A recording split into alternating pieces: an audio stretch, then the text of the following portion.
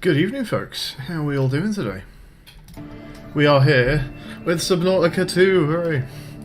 I've been waiting for this one for a long time. And we are going to do a blind playthrough. Obviously, it's release day. I know nothing about the game. I've avoided all marketing material as well. It really is I've seen nothing about this game. But we're going to do a challenge run as well. I've no idea how feasible the challenge run is because I don't know anything about the game.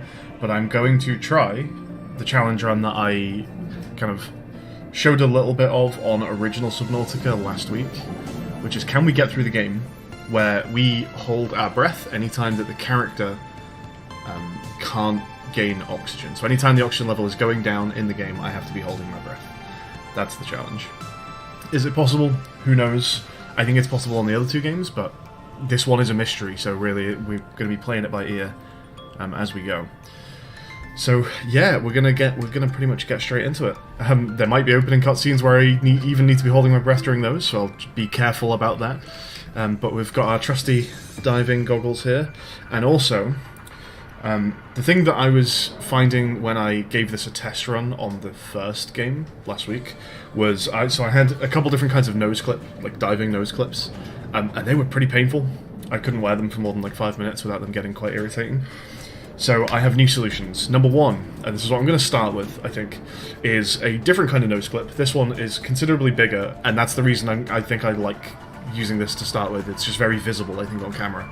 A bigger nose clip that's foam. And I think the idea of this one is it's not a diving nose clip. I think this is actually for nosebleeds, which might be useful for me anyway, because I get nosebleeds. So yeah, that, I think, is very obvious on camera, that I have a nose clip on. And you can probably hear that I am completely incapable of getting any air past this. So there you go. That's solution one. I also have nose plugs rather than a nose clip. So this is the other thing. So again, if this ends up getting too uncomfortable or whatever, or I just feel like I need a change, then this is the other option. So rather than it being a nose clip, this just goes in like this. And I think this one is for diving. It goes further up than this, but there you go, there's the idea. You're just going to see what almost looks like a septum piercing just at the bottom there. It's fairly effective, but it's less visible on camera. So I'm going to start with this guy. And with that, I think we're making a start. If anyone's around, let me know how levels sounds, just me compared to the game. I'm actually maybe going to go and just turn the game down a bit to start with. Overall, let's just whack overall on half just to be background audio. Oh yeah, let's put that on.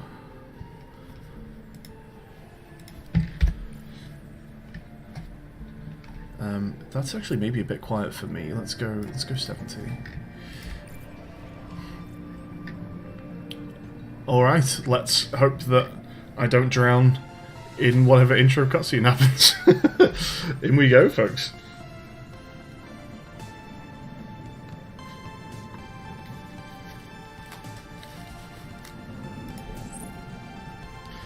New single-player game, let's do it. Oh, I need to choose a mode. There's an unknown mode. Is that just going to be hardcore? I've just dropped my nose clip. Good start, bear with me. Where's that gone?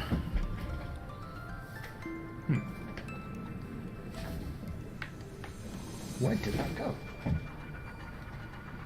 Oh, there it is. Alright, we're going to get this on just in case something happens in the opening cutscene that means I can't breathe. So, let's get ready. Oh, this goes this goes under my diving goggles. Let's do that first. There's a lot of setup there. And then this. Add that headphones. Alright, let's do it.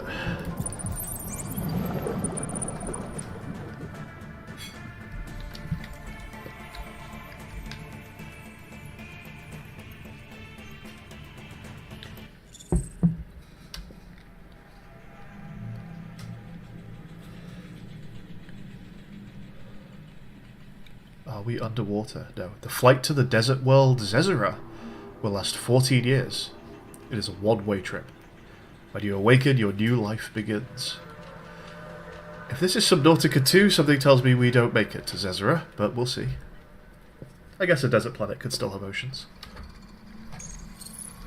Select Pioneer to print. Okay, we can take this off for a second then. Pioneer... That's a weird sentence. A pioneer to print. To print. Interesting. Triage. I didn't realize that was gonna like do a selection. Can I go back? Additional options coming soon. If I press escape, that takes me back.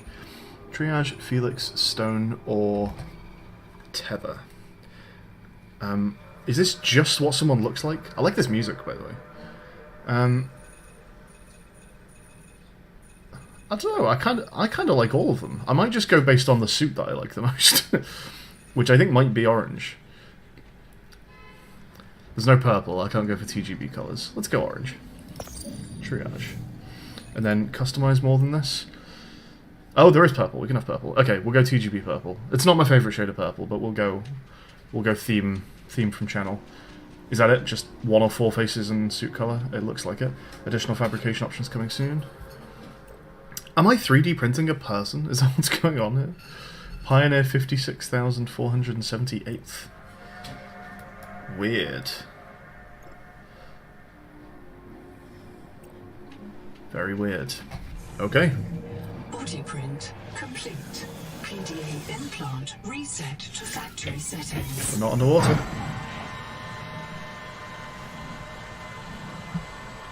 I've got no oxygen on the thing, so just in case. Warning. Atmospheric pressure above human maximum. Projected lifespan 13 minutes. Adaptation required.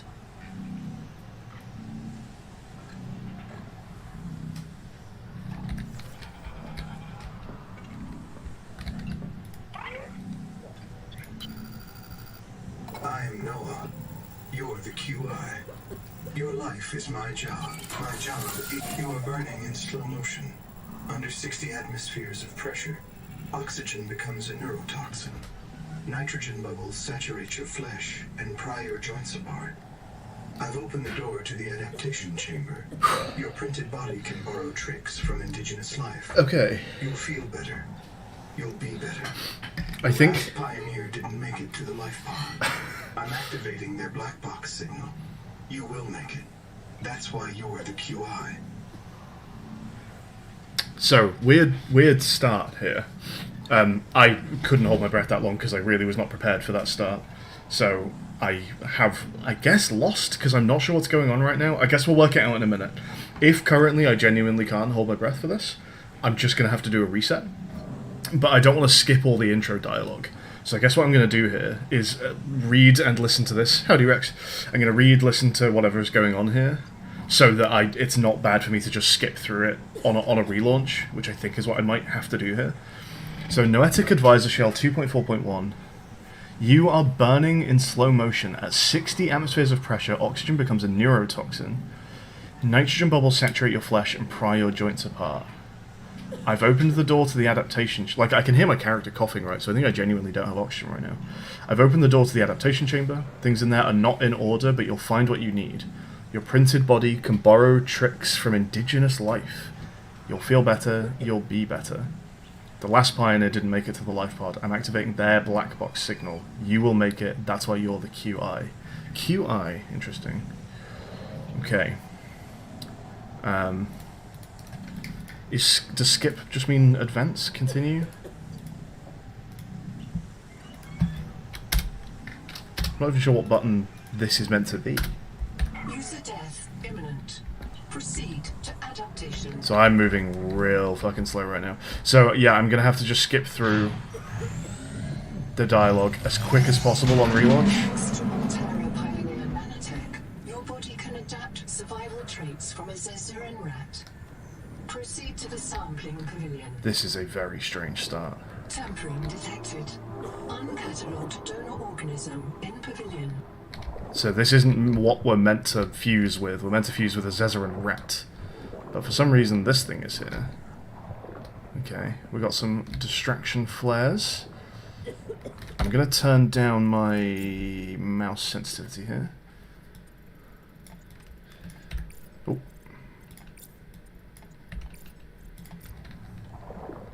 That's still quite high.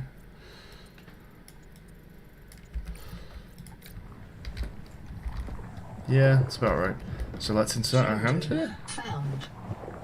You must adapt alien traits to survive. So are we gonna get to upgrade our self from like... Adapting trimethylamine, N-oxide synthesis. Pressure tolerance And there's our oxygen. increased. Okay. Vital signs stabilizing. So now I can... The game has just told me I can now breathe. Is now So, more relative. you did get me at a crisis point. I'm gonna have to relaunch the game, Rex. So yes, we know canonically I couldn't breathe up to this point, meaning I've already lost the run, so I am gonna have to restart. But now, I can skip through all the dialogue, right? I have read it, so I don't mind just running to this thing as fast as possible, which is now gonna have to be the plan. So, refund bases. What does refund bases mean? During early access, game updates may break your bases or leave them inaccessible. I see. Interesting. We ask you use this feature only when it feels necessary. This is an I'm stuck, but for my base. Ooh, sorry, let's put my phone on silent.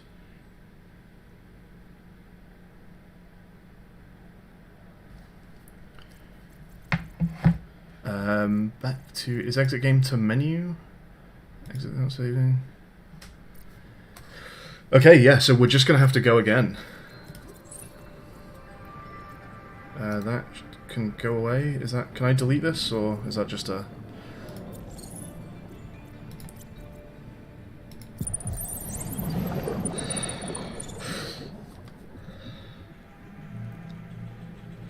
I guess I take my last breath like when this dialogue is done.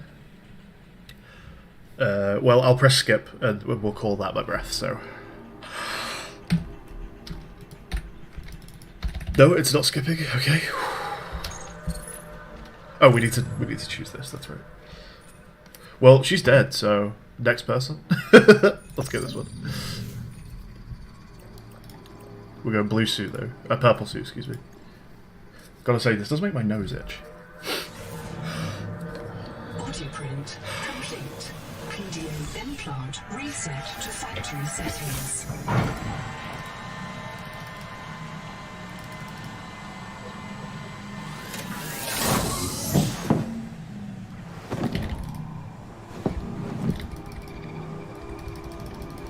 Warning. Atmospheric pressure above human maximum. Predicted lifespan 13 minutes. Adaptation required.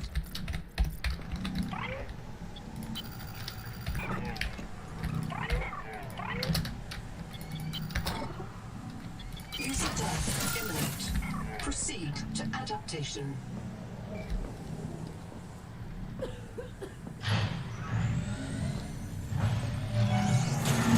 First Terra gene donor found. You must adapt alien traits to survive. Sample. Adapting trimethylamine, N-oxide synthesis. Pressure tolerance increased. Oh, okay. Stabilizing. Start of game saved. We're in the run. Okay. This orb is now my relative, it said. I have adapted genes from this orb, so we're siblings, okay. Interesting. But it's not a Zezeran rat, it's an imposter. Distraction flare? I guess we'll grab a distraction flare, could be useful. Oh, very, very nice trick there. Oh, okay. I want to be not holding this. In case I accidentally do it. I guess I'll just be careful. So... You will make it. That's why you're the QI. QI.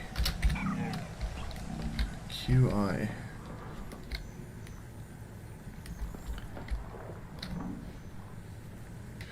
These are actually misting up a bit. I think we're just going to leave those on the forehead as a bit of a prop. But having never seen this game before, I think I would like to experience it fully. Okay, let's keep an eye on the oxygen, make sure I can breathe. In fact, let's bang our first save here. So I'm only going to save manually, I suppose. Again, when I'm not losing oxygen, I'm not going to save scum like a halfway through an excursion kind of vibe. Hey there, Etwell. Distracting myself flare. I'm going to hold my breath for this button just in case this opens like an airlock or something.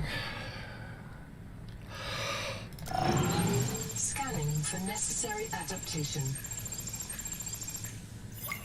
Place lock. We seem fine. It's not gone great in here though, has it? There's a med kit. I'm just going to put this back on in case something goes horribly wrong. And I need to be holding my breath because it feels like it might. Okay. What is this? An amphora sponge. An amphora sponge. There's an amphora in cuss words. We've got some suits, but it looks like I'm not putting these suits on. There's like a... Oh. I did something. What do we think I did? Hey Rubik's. Why do I have scuba diving mask on? Okay, so this is...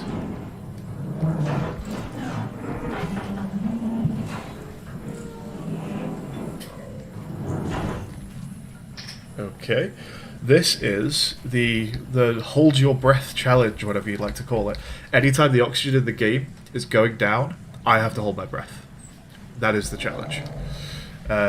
And also it's a blind playthrough of the game. Subnautica 2 came out today, so I don't know how viable this is even going to be. I certainly don't know what to expect. We're just going to roll with it and see how we do. This is scannable, but I guess I don't have a scanner. Well, there's some water there, that's good. Let's keep an eye on these boxes. They're giving us some supplies before we go.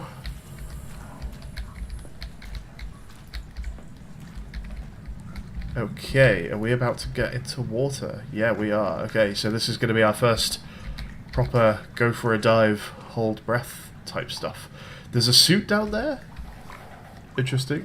Like a prawn suit or something. We're also seeing a black box signal from someone who tried to make it to a pod but failed. So let's go on a little dive and just see what's going on with the EVA suit. Barometric depth gauge activated.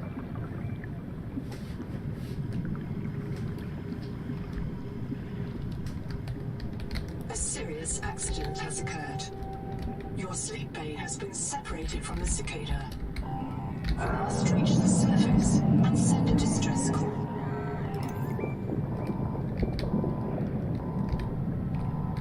There are no other life pods in inventory. Unless you can return with rescue, hundreds of stored colonists will remain trapped here. Interesting. Set reprint point. So this is a respawn point. Okay. And you can customize Pioneer here as well. Interesting. Okay, cool. This is just home base. Not 100% sure like where we are right now. This is a sleeping pod of some description, but it's our job apparently to save some trapped pioneers who are like also on this ship. What is that? Let's go see what that is.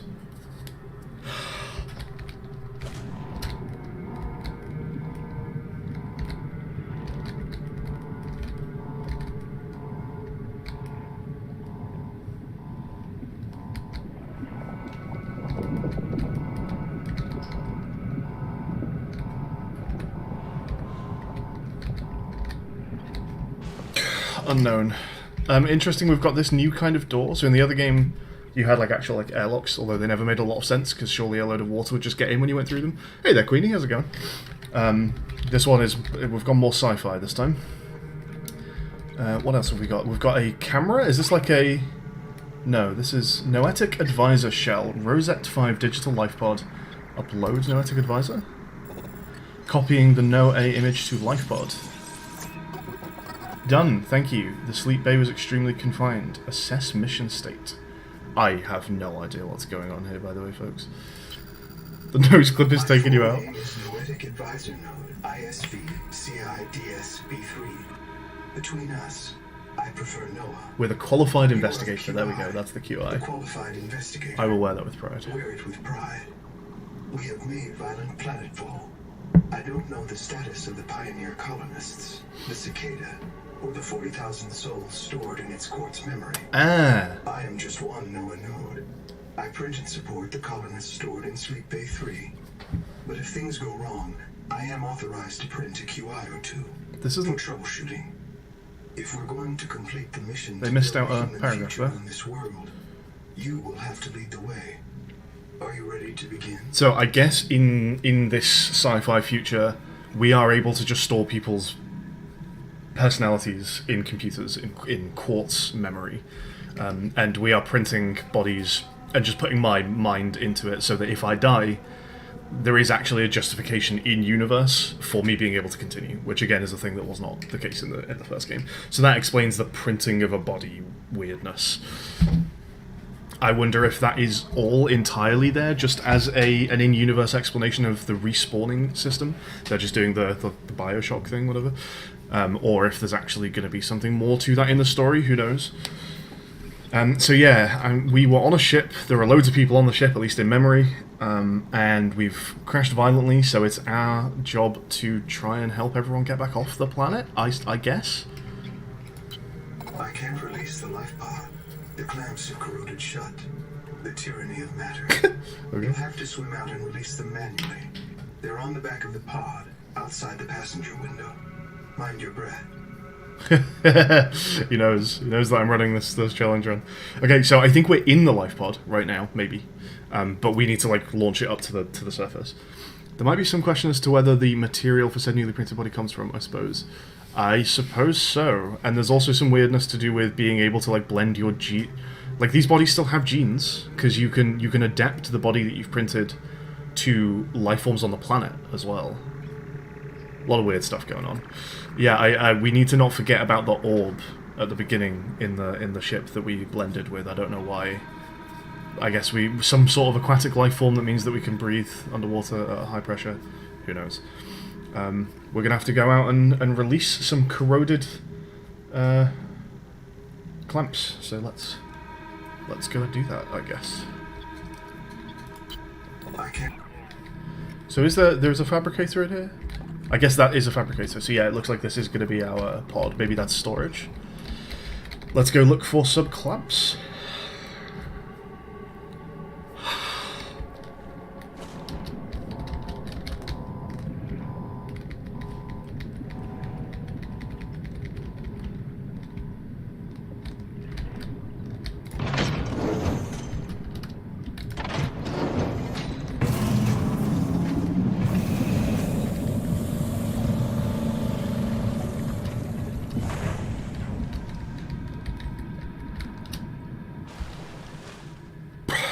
I can breathe here, apparently.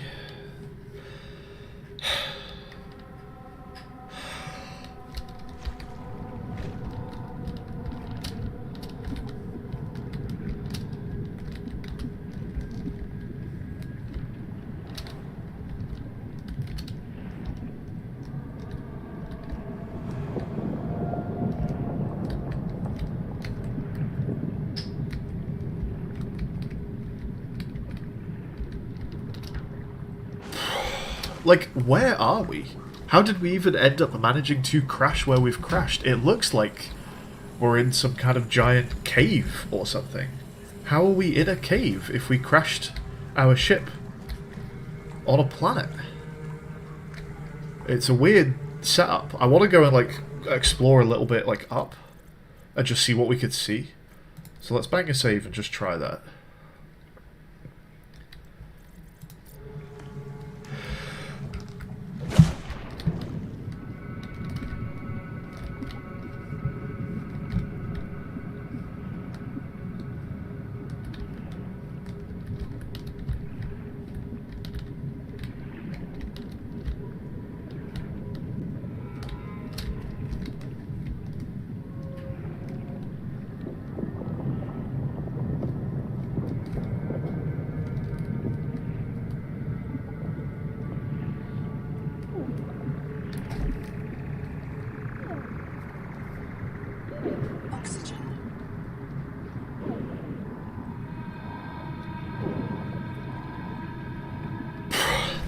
I was only paying attention to my oxygen and forgot that the character also has oxygen. That was close. It's very odd. We're in like a giant cave. There are some weird, and the textures are all really strange as well. And there's some weird like branching looking stuff. Here is a sort of question. I'm blanking on a term. What's the term for a question that you're not expecting an answer to? A rhetorical question. A rhetorical question / prediction. Are we in a creature? Have we been eaten? Etoile says, I mean, you crash into any solid planet hard enough, you'll be in a cave. I guess it's being in a cave with seemingly no entry point is the thing that's getting me. But yes, true. I suppose you could cavitate yourself into a planet if you hit it hard enough. I think we're maybe done here, though. We released the 2 things. Do I just talk to you again? We've got a window here, no? Yeah, like what is going on there? It's such a strange place. Maybe, I wonder if we'll come back here. Let's launch. Oh, something a bit weird happened with the loading there. Again, just in case. Trajectory error.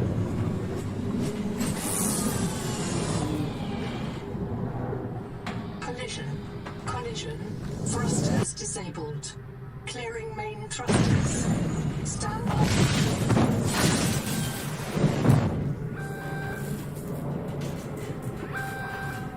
Thruster function restored. Brace for corrective reorientation.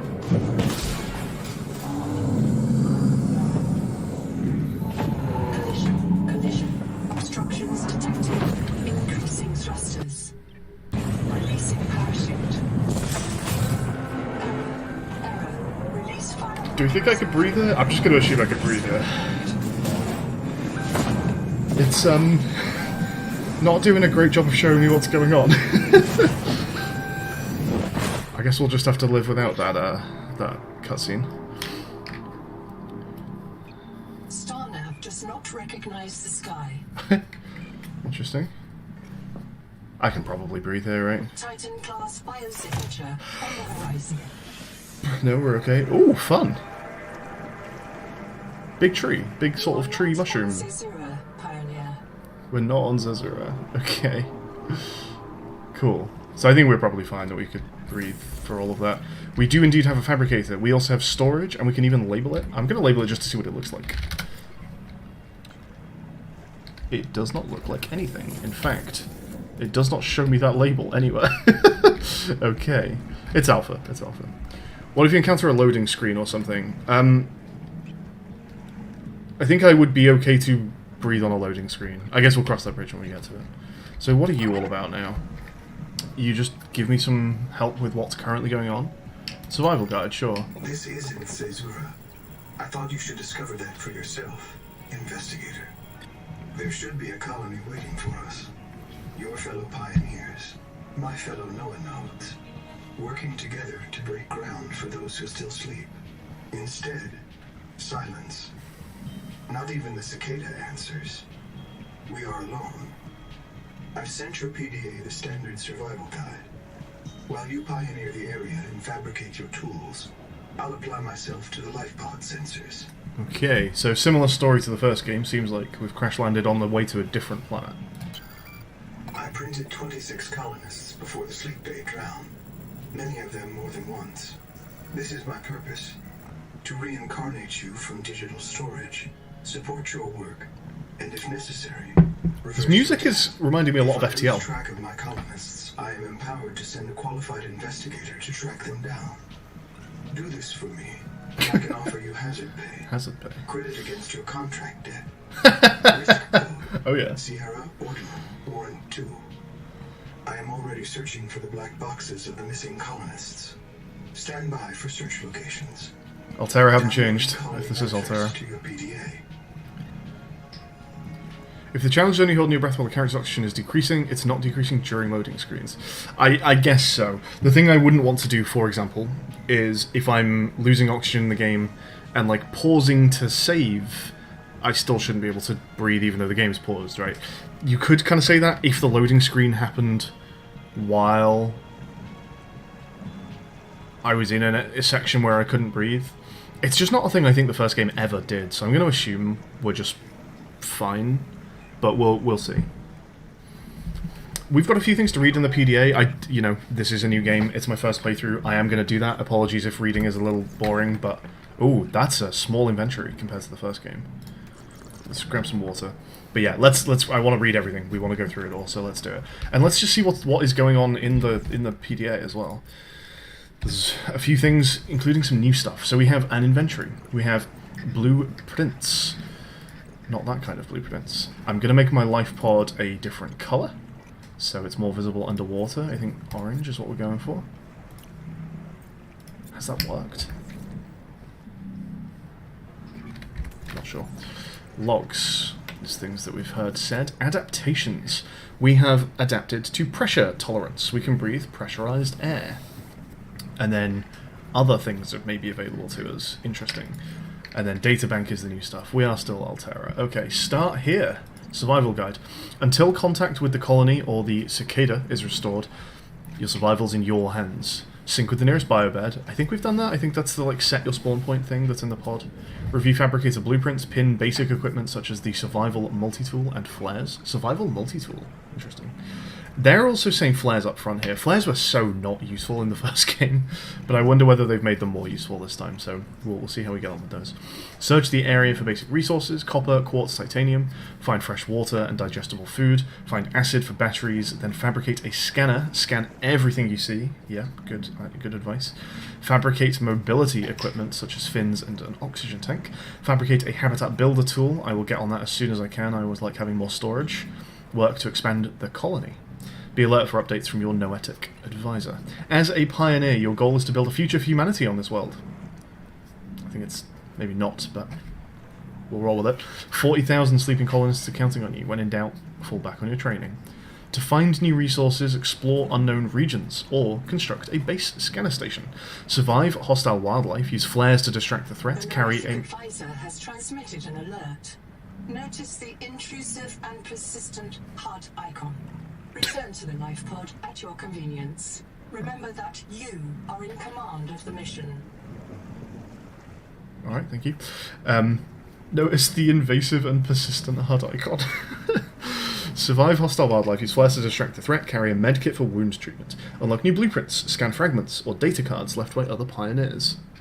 The computer does have some sass.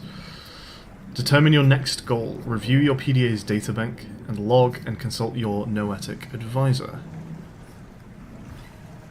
Altera anticipates the need to adapt human colonists to alien worlds. Consider installing approved biomods to help you thrive. So, our first adaptation was pressure tolerance. At 100 meters below the surface, the pressure on your body is over 10 times what it is on land, like an elephant standing on every square inch of you. 10 times? 10 atmospheres surely is not like an elephant step. I don't know, maybe 1 atmosphere is a lot and we're just used to it. Who knows? Humans must breathe air under equal pressure or their lungs cannot inflate, but this carries severe risks. Below 40 meters, the nitrogen in air becomes narcotic, causing impaired judgment, delirium, and anesthesia. As pressure increases, oxygen becomes toxic, causing tunnel vision, tinnitus, tinnitus? I'm never sure how to say that, and convulsions. Each additional 10 meters of depth increases the pressure by 1 atmosphere. Breathing normal air at 600 meters and 60 atmospheres of pressure is fatal. The extreme pressures force gas molecules into the body's tissues, saturating them like a soda, how nice, and disrupting their necessary function. Deep sea organisms produce a molecule called TMAO, trimethylamine N-oxide. TMAO is a stiffener for water molecules, helping them hold their shape against pressure. Is that a real thing? You can stiffen water molecules? Adapting your body to produce this... You're a chemist, Queenie. Is trimethylamine N-oxide a thing? Adapting your body to produce this stiffener will reduce the rate of gas saturation, allowing your pioneer nanomachines to... There are nanomachines to clean up the fatal fizz as fast as it develops. This adaptation may result in long-term liver damage, but the consequences fall beyond your current survival horizon. Oh, good stuff. This adaptation will also prevent trimethylaminuria, a condition in which a seafood diet can lead to a powerful fishy body odor. Okay then. Colonists, colony manifest. So we've got a load of names. I'm wondering whether... So I'm not 100% clear who the colony actually are. Is the colony the planet we were aiming for? Or the colony people on our ship? Or is the colony people who've been on this planet already? Because when we left, originally there was a black box to find, right? We had to pick up a black box from like a previous colonist. So I'm not quite sure what's going on there. Data downloads, black boxes. So we've got 2 black boxes. Black box unknown. If you're currently underwater, close your PDA and move to an air supply immediately. Black box unknown. Can't identify. Invalid header. Post-mortem. Pioneer died of barotrauma. Suit pressurized to 1 atmosphere and collapsed under 60 atmospheres of external pressure. They died alone. Everything unknown. This pioneer died of drowning. They became disoriented and ran out of air. They died alone. Your contact. I, the pawn, agree. Okay. That I accept Altera Alms as my sponsor for resettlement out of the former Mongolian independent states. That I will be transported as digital information aboard the colony ship Cicada to the planet Zezera, the new world, and fabricated on arrival. That I will construct, improve, and operate a colony on the new world without wage or salary, working off my debt. That I refuse holiday retirement or permanent death. I refuse permanent death. Interesting. Until the Noetic Advisor system determines that a permanent, self-sustaining human future on the new world is achieved. That I release Altera Corporation from any liability for permanent death or military conscription by the Trans-System Federation if caused by the ongoing conflict with the Kara Xeno system. They really are shitbags, aren't they, Altera? Tools. Our AEP suit. Is this? Are we wearing this? I don't think we are wearing this, are we? Step into AEP suit legs. Wiggle hips while drawing suit up to shoulders, then insert hands into suit arms. PDA will automatically configure suit sensors and catheters according to your preference. So if I look down, yeah, I can see that I'm not wearing that, right? Oh, I can see it here as well. Background. The Altera All-Environment Protection Suit, the AEP suit, never the Ape suit, is a second skin for pioneers. This is probably mostly just flavour. But we'll go through it. Populated with the latest Trans-System Federation nanotechnology to guard against bacterial and fungal threats, can be refreshed with licensed yogurt products. Okay. Bonds with the user's body and implanted PDA to monitor vital signs, hydration, and calorie budget. Intuitive neural heads-up display. Gel layer protects against soft radiation and temperature. Full-service skincare, including rash suppression, pinch clearance, and sore lavage? That's a word I've never seen before. Lotions sold separately. So this is, it really sounds like this is a thing you're meant to just like put on and never take off. How weird. Scavengers dissolved gases from the Pioneer's blood to prevent barotrauma. Compresses body into ideal movement postures at some risk to user modesty. And traps air to maintain neutral buoyancy. Suit surface can express microtexture to reduce drag. Bizarre. Constant electrical and optical feedback optimizes biorhythms and helps manage health emergencies. The latest and most radical AEP designs include a suction pump on the wrist, which mates with an implanted shunt in the Pioneer's body to sample alien tissues. Please consult your onboarding waiver for the Advanced Resilient Colonist Holobiont Infrastructure Program, Archie, for technical details adapting your body to alien worlds. To lavage is to wash out. Interesting. I've never come across that before. All environment protection, the only starship you can wear. Changelog removed "Get a thicker skin" slogan after legal challenges regarding implied emotional control. The AEP suit does not offer mental health services or workplace counselling. Okay, very good. PDA. Attend to PDA voice or invoke full screen interface to read, as you're doing now. Check all PDA tabs to ensure you understand their function, which we're also doing now. Background. The PDA is a cybernetic augment to the customer's consciousness. It tracks and sorts the user's vital signs, possessions, information, and fabricator blueprints. What am I hearing right now? It sounds like piped music, like diegetic music. Is something playing music? Is it you? We got very hungry and thirsty while reading all this stuff. I might pop a reload, but maybe we can just go and find what we need. Ooh. I think that's just the music. Okay. The PDA holds the sum total of human knowledge in a compressed quartz archive. It synthesizes this knowledge with scans you gather to generate databank entries on unknown species and phenomena. These databank entries can be the difference between life and death for you or for your entire colony. Remember the acronyms, always be checking, and be like Riley. Do we know Riley? Is Riley in a previous game? If you're lost or confused, review your PDA. Remember that Riley Robinson's PDA and scanner brought him home safely in the face of unforeseen and catastrophic hazards. Is Riley Robinson just like the character you play as in the first game? Do we know? If a non-essential systems maintenance chief can trust his PDA that completely, so can you. I assume Riley Robinson is the character from the first game. PDA history. Although the acronym PDA dates back to the do you know what? Because this is a bit flavour, let's do an excursion or two, maybe grab some food, water. We'll come back and we'll read those. We'll space those out a bit. He was Subnautica once per tag, okay. Oh wow, that's... I can't even see through those. Let's just go for the those clips. So, is there anything already in storage? Oh, there is, okay. Okay, we've got some food if we need it. We'll try and find some water at least. Okay, in we go, folks. First dive into the Subnautica 2 oceans. How exciting. Locating the colony is your best chance of survival.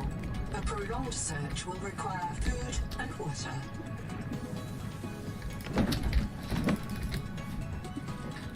This quartz contains dead coral polyps.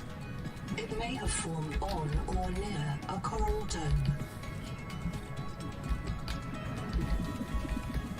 From hand tools to corrosion-resistant habitats, titanium is an ideal structural material.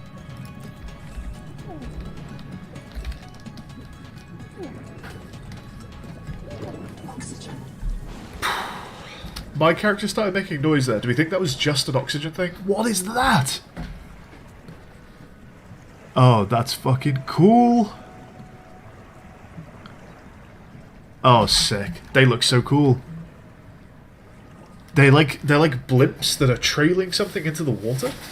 That's sick. And then we've got this giant tree thing. I like that there's already stuff off in the distance that we want to explore. There's some glowy stuff there. There's, I think, a piece of ship or something there, maybe. Very cool. Let's maybe head towards this. This looks close. The Noetic advisor has transmitted an alert. Return to the life pod at your convenience.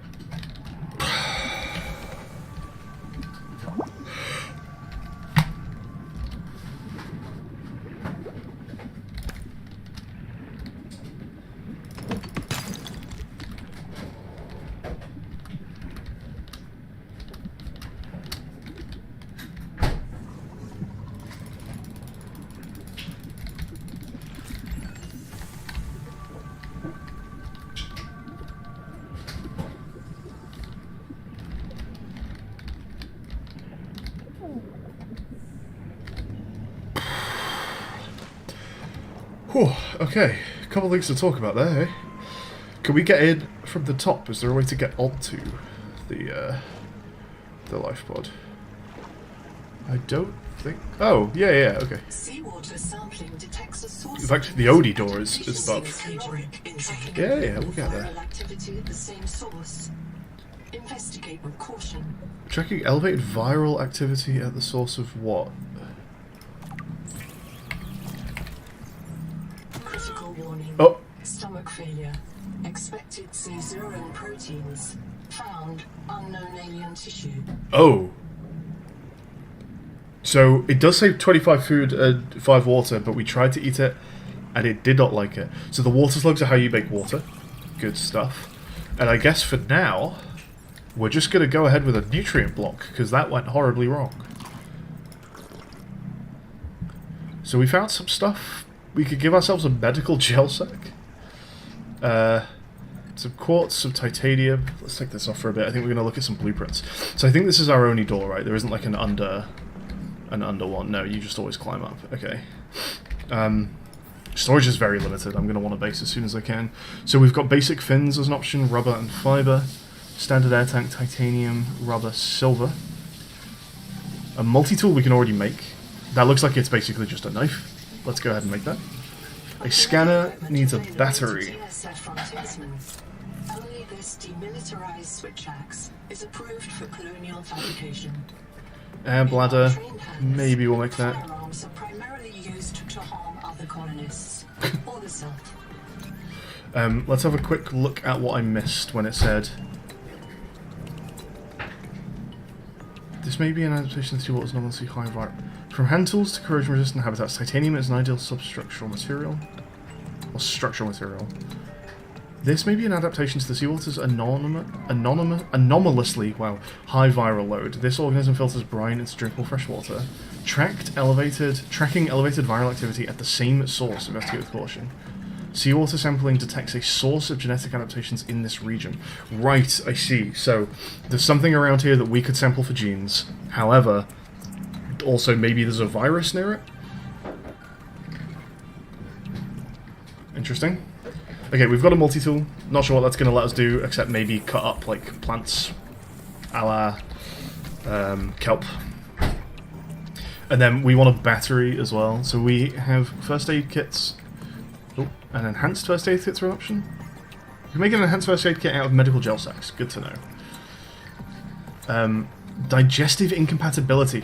So that probably that's what the nearby genetic thing that I can find is. It's a way to be able to eat these things.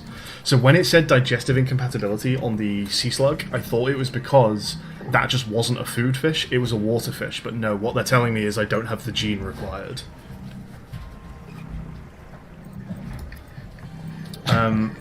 Salvage titanium, mild acid. Mild ryon-derived acid. Glass. We can make glass out of quartz. I don't have a use for it yet, I think. But so basic battery. Here's what we need: acidic ryon pouch, which can make mild acid, and it can also make a basic battery. Yeah, sure. One sec, folks.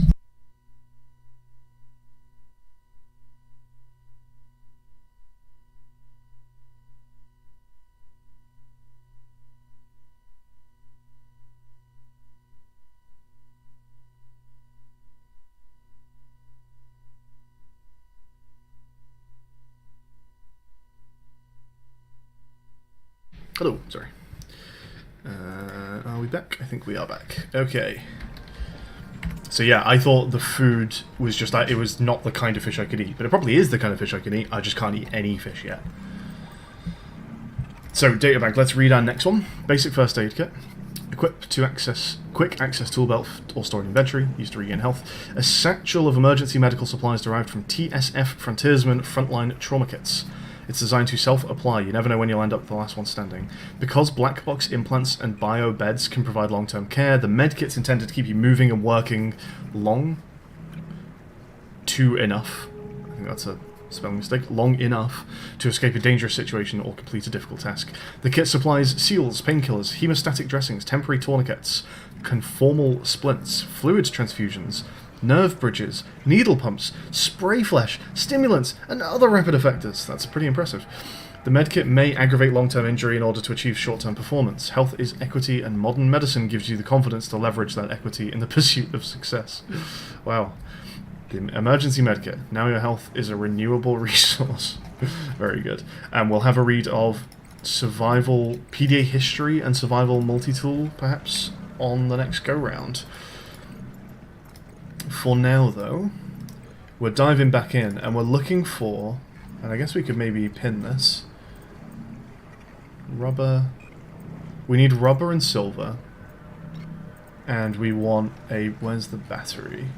We need acidic ryon pouch is what we're looking for. It looks a bit sort of brainular. It's a bit brainy looking. We're looking for a plant that looks a bit like a... They got me. For a second, they got me. I thought they were telling me that there was a Reaper, but that's a Reaper statue. Got you. A Lost River poster, which is made with titanium. Interesting.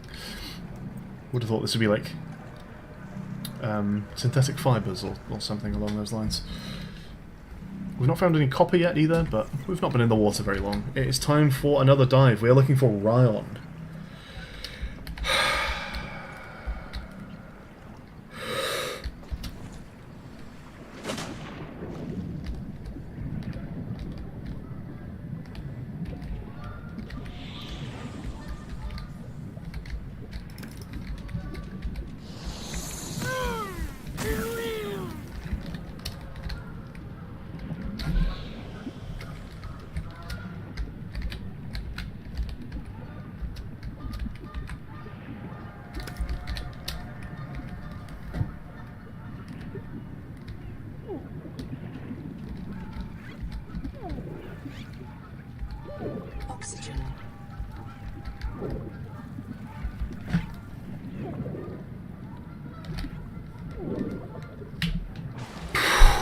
A periscopic clown crab? Well, I love those, obviously. Is there a wire here? There's a wire running... Should we follow that? There's a wire. Let's follow it.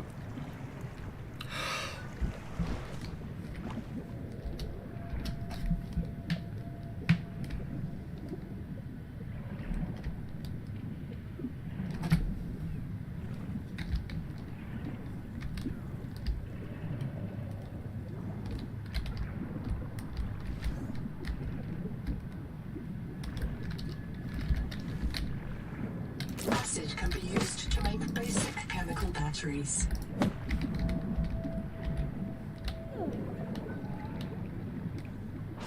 Okay, so it turns out that the Ryan pouches and the medical gel sacks, same plant. Okay. I'm gonna go say hello to this fella, and then we'll head home.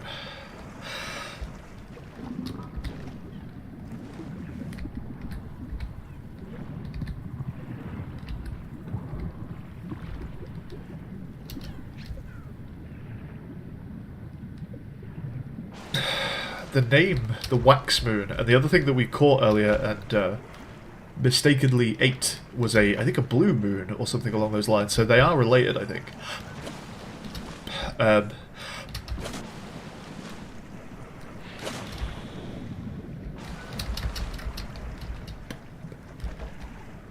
It seems like there are a few moon-related fish around, like this guy. Oh, there's some rings on that. I wonder if that's Ezra. Fun. Something over there, some like big towers.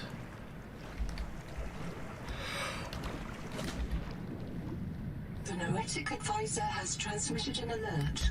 Return to the life pod at your convenience.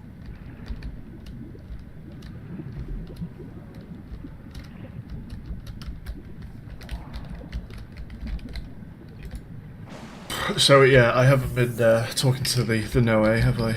You said something a while ago, and I never came and said anything to you about it. So, biobed test. I'm monitoring noxiously elevated viral loads in the seawater. Heavy metal assays detect bone-blistering levels of cadmium, lead, and chromium. It's not great. This planet is already killing you. We have to know if the life pod biobed can help. Find a convenient way to die. Your black box will phase your mind to the biobed. I'll print you in a new body. You can return to your point of exit to retrieve dropped items. Regular reprinting may help slow down environmental contamination. It's not a long-term solution, but for now, we have to triage. That's super interesting. I wouldn't mind trying to just never die on this run. So, I'm gonna say no and just see what the response is. I understand. Okay. But at some point we'll probably die and learn what that's all about. So, interesting. I think what it's saying is basically, if you die, we'll work out where your like biobed respawn is, because right now we're not sure. Or something along those lines. We need to see if the biobed actually works. So get yourself respawned. Interesting. The Noetic Advisor has transmitted an alert. Return to the life pod at your convenience. Have you got another thing to say? That thing is sick. We need to go say hello to one of those. Anita? What's Anita? Contact. I've located the black box Okay. of Anita Gottschall, the colony purser. Partial voice data retrieved. We're so hungry. Anita always liked to watch you shuffle cards. She said you had a knack for holding things. Find out what happened to her. Signal location uploaded to your PDA.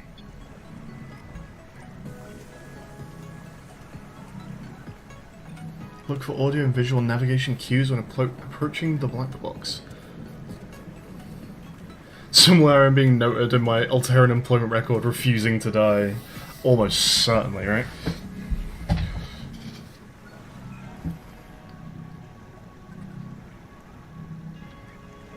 Also terrifying in an existential sense that dying is is distinct from both, like, literally and contractually is distinct from permanent dying.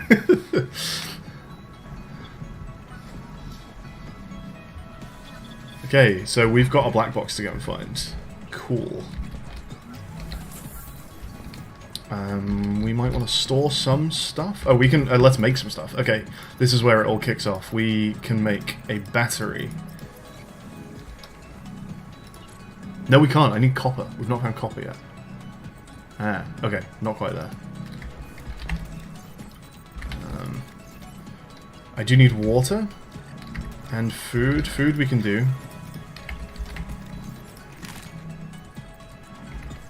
Let's store all of you, and let's go find some more sea slugs. I need water.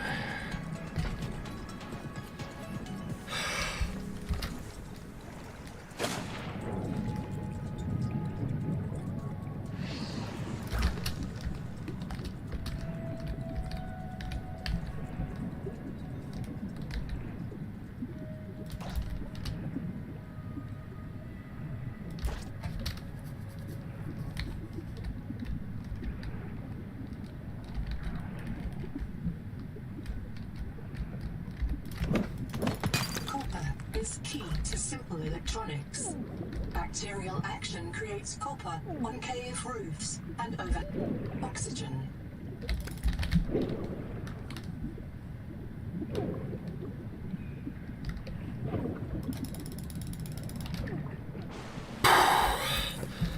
Okay.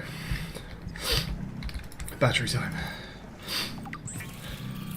And scanner time. Hell yeah. Okay. Let's sort out my... 4546B. Riley Robinson used a field scanner. Oh, this comes with a radar. Teleporting alien cyborgs to treat his Kara infection.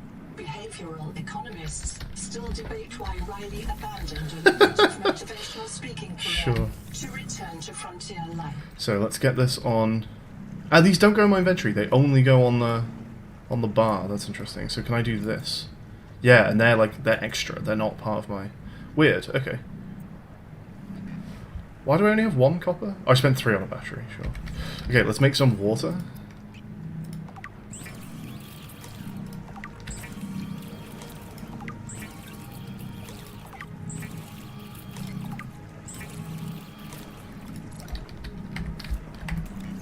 Bam. Bam, much better. And we can eat one of those as well. Good stuff. Okay.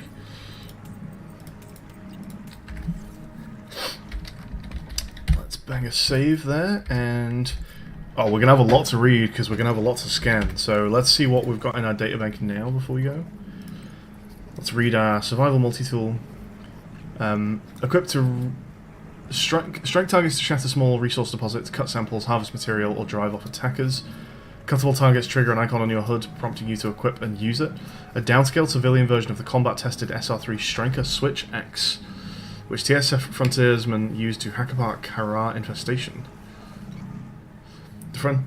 Interesting. I would have assumed Kara infestation was the virus, but I guess what they actually mean by Kara infestation is just aliens? Kara aliens from 4546B? The frontiersmen learned that even hardened combat knives quickly lose their edge when wasted on sawing, prying, and percussive maintenance. Axes and hammers are more useful for breaking up resource deposits, and fine cut work like gutting or fibre splicing can be left to fabricators. Altera applied these findings to produce the all-titanium survival multi-tool. Howdy, Acrylic, how's it going? Which features a longer lever arm and a solid hammer pry claw for hand mining. A sharp reverse edge retains the nice utility in cutting and self-defense, though it remains strictly a last resort. Despite protests from seasoned pioneers such as celebrity survivor Raul Isatalo, Altera has replaced the standard knife with the survival multi-tool in the Cicada's basic fabricator offerings. Although all fabricators are capable of producing firearms, such as the P+, M39K, and G70GX, these weapons are only licensed trained specialists, such as frontiersmen. In the hands of untrained colonists, evidence indicates that firearms are most likely to be discharged against other colonists or the self. How goes the breath this time? So far, so good. We had an interestingly difficult start to the game, where you begin... it felt like a long shot. I mentioned this could happen, but indeed, it began the game in a way where I couldn't breathe. So I actually had to go and find a breathing source to start the game off, and it meant having to reload the game once. Like, we began a save file, and I just couldn't make it to the first time I could breathe, so we actually had to just start the game over. But we did get past that, and so far so good. Scanner. Scan everything. Scanning technology fragments will generate new blueprints. Scannable targets trigger an icon in your HUD. Altera's Pride, the essential science and survival tool. In cooperation with a PDA, the spectral scanner can image and analyze anything a pioneer encounters. Riley Robinson used a standard field scanner to discover and cure 4546B's Karai infestation, a feat of solitary survival unmatched in human history. The scanner is a hyperspectral imager, integrating techniques from resonance-enhanced Raman spectroscopy to SPIF-muon tomography. The PDA then generates a best-fit theory from a corpus of past data. When generating names and databank entries, the PDA considers, but does not always respect the user's cultural background, educational accomplishments, and personal preferences. Scan fragments of technology to add their blueprints to your PDA databank. Multiple fragment scans may be required. Novel species are assigned an easy-to-remember name and a databank entry, populated with best guess behavior, anatomy, niche, reproduction, and evolution. Remember that this information is provisional. Altera can't be held liable for errors. The user may run a self-scan to determine their own physical well-being, but this function is usually redundant with implanted PDA diagnostics and biobed scans. Data gathered with the scanner can also be delivered to a higher-order artificial intelligence, such as the NOAA. The hyperspectral scanner. It's all you need to know. I'm gonna try and scan read bits of this because there's a lot. PDA history, and we're going to be scanning a lot in a second as well. Although the acronym PDA dates back to pre-expansion Earth, historians generally agree that these early devices were not true PDAs. They lacked a personality, and they were not an active agentic assistant. True PDAs became popular in the mid-21st century as a solution to the problem of information overload, both in high-risk professions and in the political and domestic sphere. PDAs are designed to guide the user's attention to the clearest, most pressing information in their environment.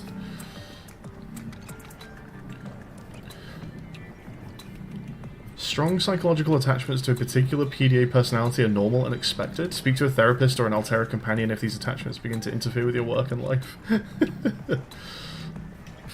PDAs save lives, whether catching errors in surgical checklists, flagging oversights in spacecraft maintenance, or simply remembering which ingredients you've already added to your child's special homemade birthday cake.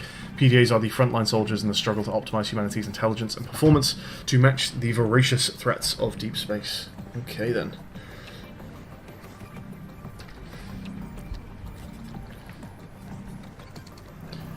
That might be everything we need to read right now, but there's going to be plenty more. Let's go and work out. Oh, one thing I was going to mention. I've been in a couple of caves and just taken damage and really not known why. So we might go and try and work out what was going on there. First thing I'm going to do is work out what the dots on the scanner are. Are they creatures? They're probably creatures, but let's find out.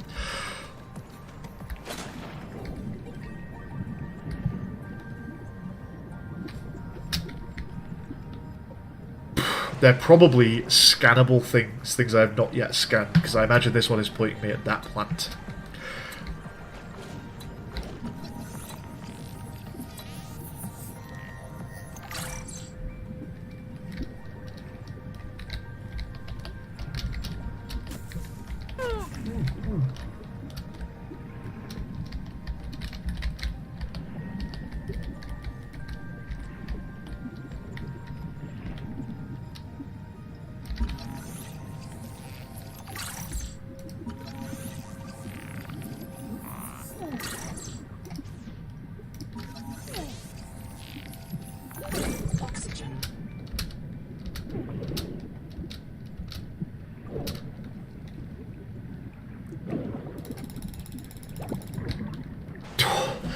I clearly did not prepare well for that, because that was a struggle.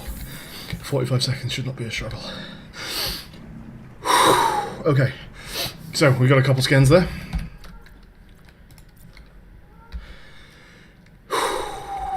Okay, let's see what's going on. So I was getting hurt by the mimic pylon, so we need to be careful about that. They're like electric. Tentatively, Pyloraptor mimic, a predatory animal disguised as a leafy kelp. Oh, interesting. Discharges electrical shock when disturbed.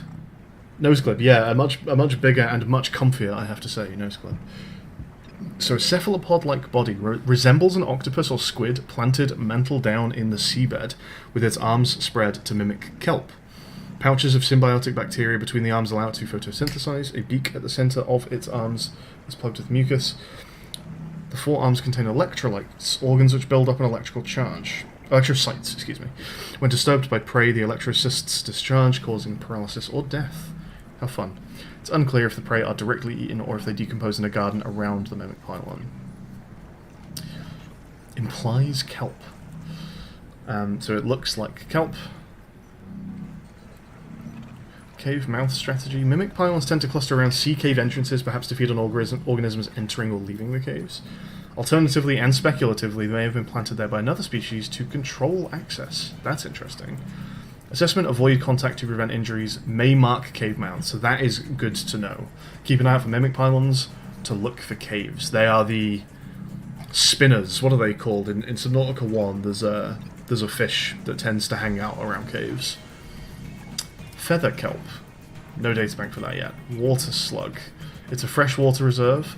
Microbial fuel cell. Removing salt from seawater is energy intensive, but the water slug does it as a byproduct of internal microbial reactor that feeds on waste. Plankton farm. The water bulb hosts a highly productive plankton species, turning light into food. Fresh water may be necessary for the plankton's chemistry, or it may be a prison, a way to keep the plankton from leaving. Vampiric aura. The water slug's developed beak as a sharp cutting surface. Possible evolutionary history as a parasite or commensal, tapping a host's blood and filtering out toxins. Only nearby source of drinkable water. Advise fabricator cook before drinking. Oh, sure, like into water. In case of kidney problems, consider allowing the water slug to feed on your blood. Well then. I'm starting to get slightly concerned about the food situation. We need to go and work out what the nearby DNA thing that I can find is. But maybe the next thing we should be doing is going for Anita's black box. It's the first clear signal that we have.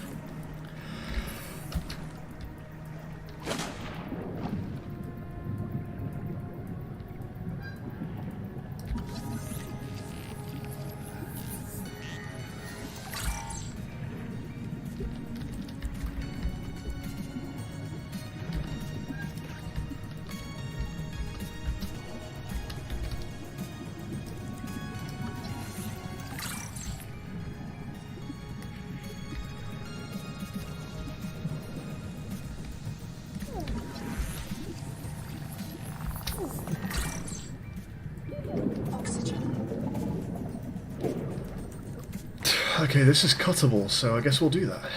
Maybe we'll get some recipes. They are so cool! I love those. They're amazing.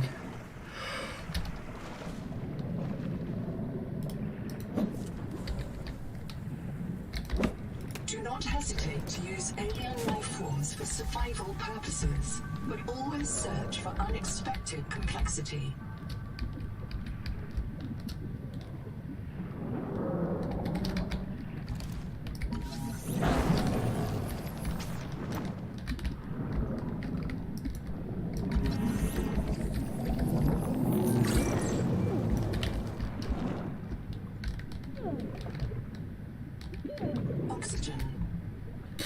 What the fuck was that?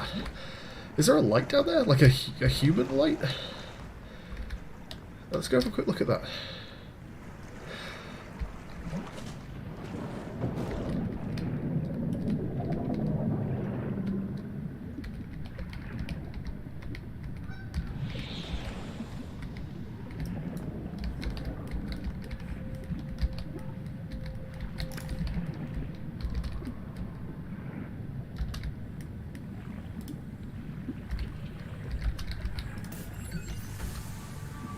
Field notes: under, not, wander. 2 spare tanks. My reprint site is habitat. I'm exhausted today. What if you just reprinted yourself when you were tired? Maybe you'd never have to sleep. Miss Nahima, I'm checking out the big coral tower. There's a mass trapped inside. The scanner's not sure if it's coral polyp or crab tissue. The optogenetics are so weird. We know the Berate virus infects everything on this planet. And we know the Berate coral virus. crabs wear these domes as hats. Is it possible the virus swapped their genes around? So part of this coral just decided it was a crab? Is it? If you Are we talking live about next this to thing? something on Proteus, you become related to it. Are we? This is reminding me of the film Annihilation. Like everything's DNA is just like mixing together. Is that kind of the vibe here? Very interesting. And also, I guess we learned why it's called a hammerhead. Hey, it was just like fully charged at something. I don't know if you guys saw that. Okay, back to the black box.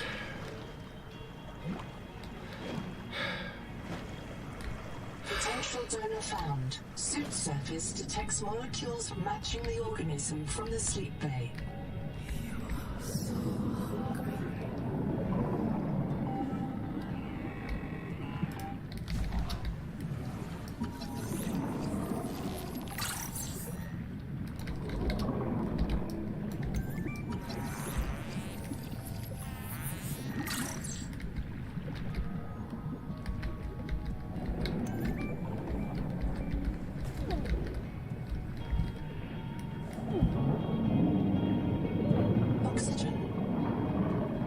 Well, that was very odd. If you remember the voice note, the like partial voice note we got when we were given the black box was something to do with being hungry. Like, I know it's poison, but just help us eat or something along those lines. And then we heard something very odd when we came up on that black box that said like, "You get fucked." Did we just get hammerheaded? One of those things. Okay, that's how we get new genes. Let's go.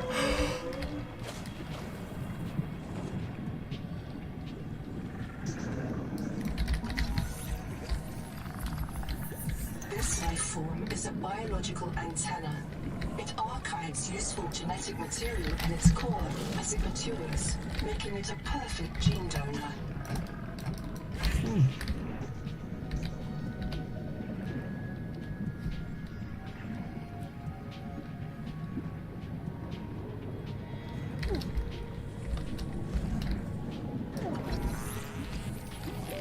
Oxygen.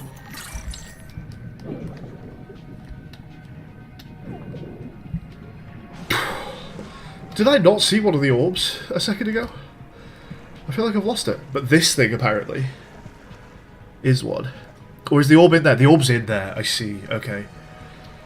Okay, let's go get some new genes, I guess.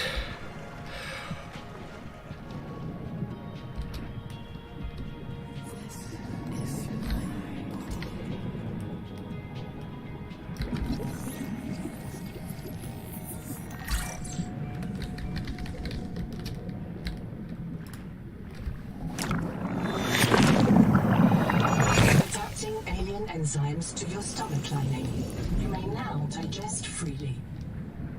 Oh, good stuff. Okay, we heard Anita again, and I'm wondering if it's because she's combined with this thing. Are these, like, storing us in the same way that we're storing us in quartz storage? It's very Annihilation. It's this, the whole DNA, things mixing into things. Interesting. Okay, we can eat. That's good. Also, I'm suddenly at full water, full hunger. You may not digest freely can be really ominous, that's fair. Yeah, we suddenly are at full water, full hunger. Did we get that from the scan? I'm just going to head back down here one more time because I could see something there, although I think it is just the black box, but let's go double check.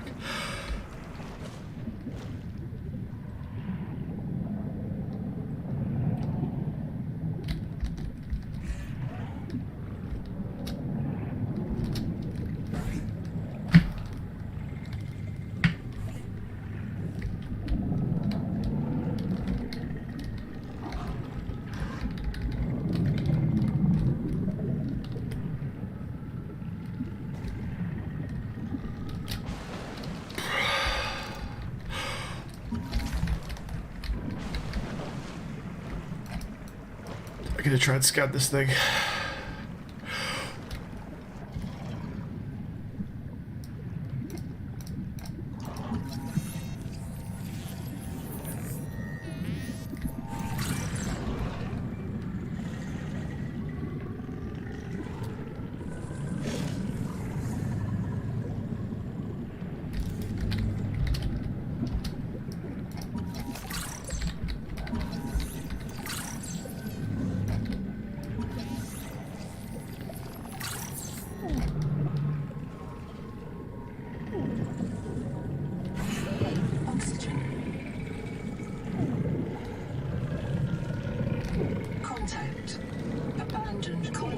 Infrastructure complex signaled. Am I being circled right now? Like dolphins? These things, I think, are circling me.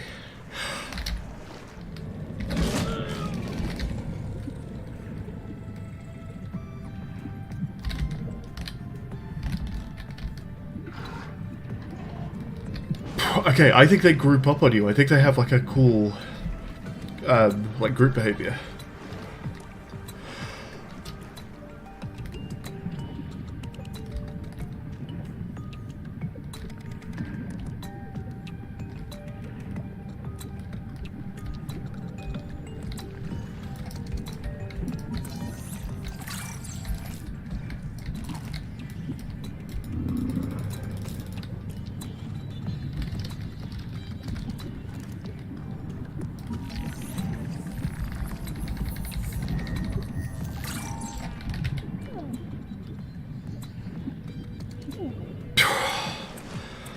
What's scan here, baby? What's this thing?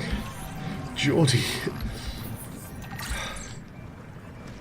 One thing that I can't do, which I could in the first game, is put something away. I keep, like, pressing E. Well, maybe I'm just pressing the wrong button or something. Oh. Let's see. Is there a button for this?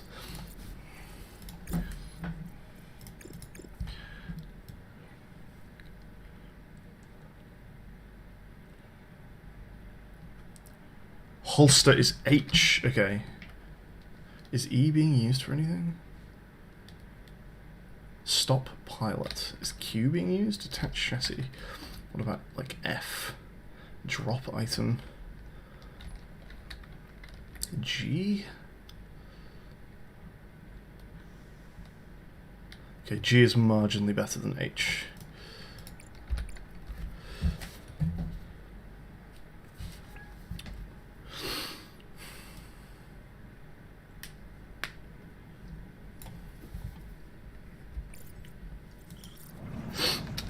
Yeah, some like very cool behavior going on. Like we went near one of the crabs, the periscopic crabs, and they like stopped and looked at me. And then with those, I forget what they're called, but the dolphin-y kind of guys, I think like 3 of them started circling me. The hammerhead like stops and looks at you, and then I think it can like ram you. They should have a full remap similar to Subnautica 1. What do you mean by a full remap? Sorry, Acrylic. I'm not sure what that means.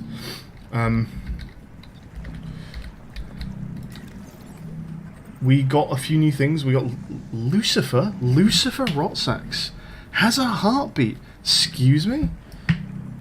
And if I left-click hold, then all of that type of thing move. That's fun. And then what were you? You were a fibrous pulp. Raw fibrous biomatter. Smells of cinnamon and alcohol. Okay. Like a keybind option. Oh, I see. Sorry. They should have a full remap similar to SM1. Like a keybind option 3 map keys to mimic the first game. Yeah, I see what you mean. What I was going to say is I'm surprised how not comfortable this is getting. Not because it's tight or anything, which was the problem with the other nose clips, but just it being spun. I don't know if I'm just sensitive to all these clips, but I just feel like it's like the sponge is just like rough and rubbing on my nose. So I think I'm gonna change plan. It's a shame because it's not quite as visible, but I'm going to go with this thing instead. We're going to try this. So this is a plug rather than a clip. So I'll show you kind of what's going on here. We've got this guy. We're going to put that in, and then you're going to be able to see almost just like this ring here that's connecting them. And I'm going to try and make sure I get this where it is actually fully doing the job. Yeah, that's fine. No way I can breathe through that. Okay. What are we after right now? What blueprints are we looking at? Yeah, I think that's going to be way more comfortable, actually. So we got a bit of wall wreck. We got the habitat builder, that's important. Flashlight, half a flashlight is good. Wake maker is presumably the new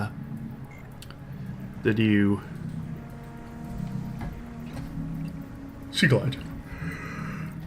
We can make a mild acid, we can make rubber. Ah, Lucifer Rotsax make rubber. Well, that's useful.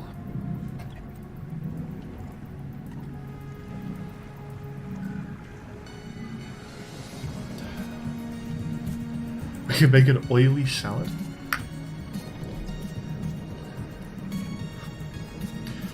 Liminal flavour between cinnamon and a plastic bag. Bowel effects unknown. Okay. I mean, it just seems worse than cooking fish, right?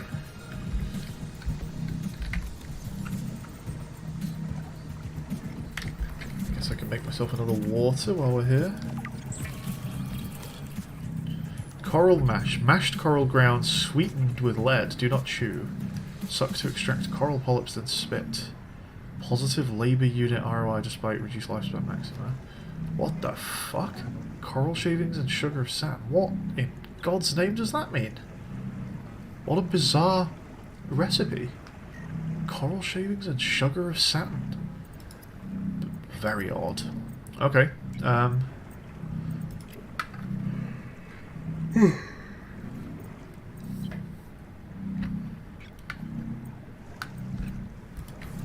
Status, hang on, status jailbreak. We're using a jailbroken fabricator.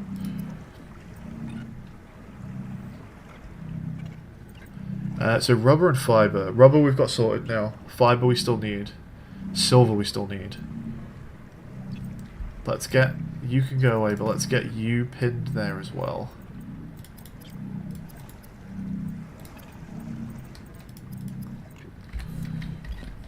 Okay.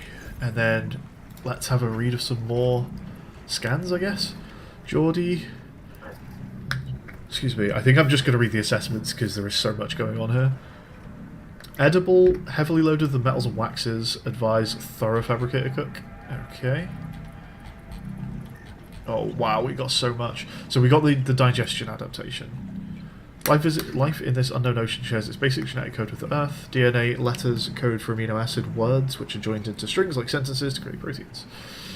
But there are different words for amino acids creating waxy and metallic proteins. Human stomach enzymes can't digest them. Undigested. I'm a very nosebleed-prone person. And so, as soon as I feel anything that just feels slightly off. Nice nose ring, thanks for coming. That just feels slightly off. I always panic that what I'm feeling is a nosebleed starting, which is what I thought might be happening there, but I think we're okay.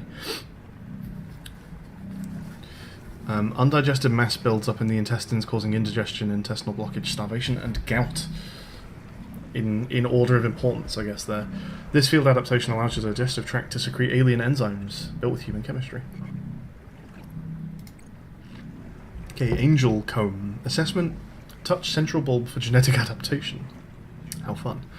Further investigation urgently required. Note, users may be curious about the symbiosis between earthly parasitic wasps and poly-DNA viruses. The wasp's own genome contains the viral genome, allowing the wasp to create the virus for use in its reproductive cycle.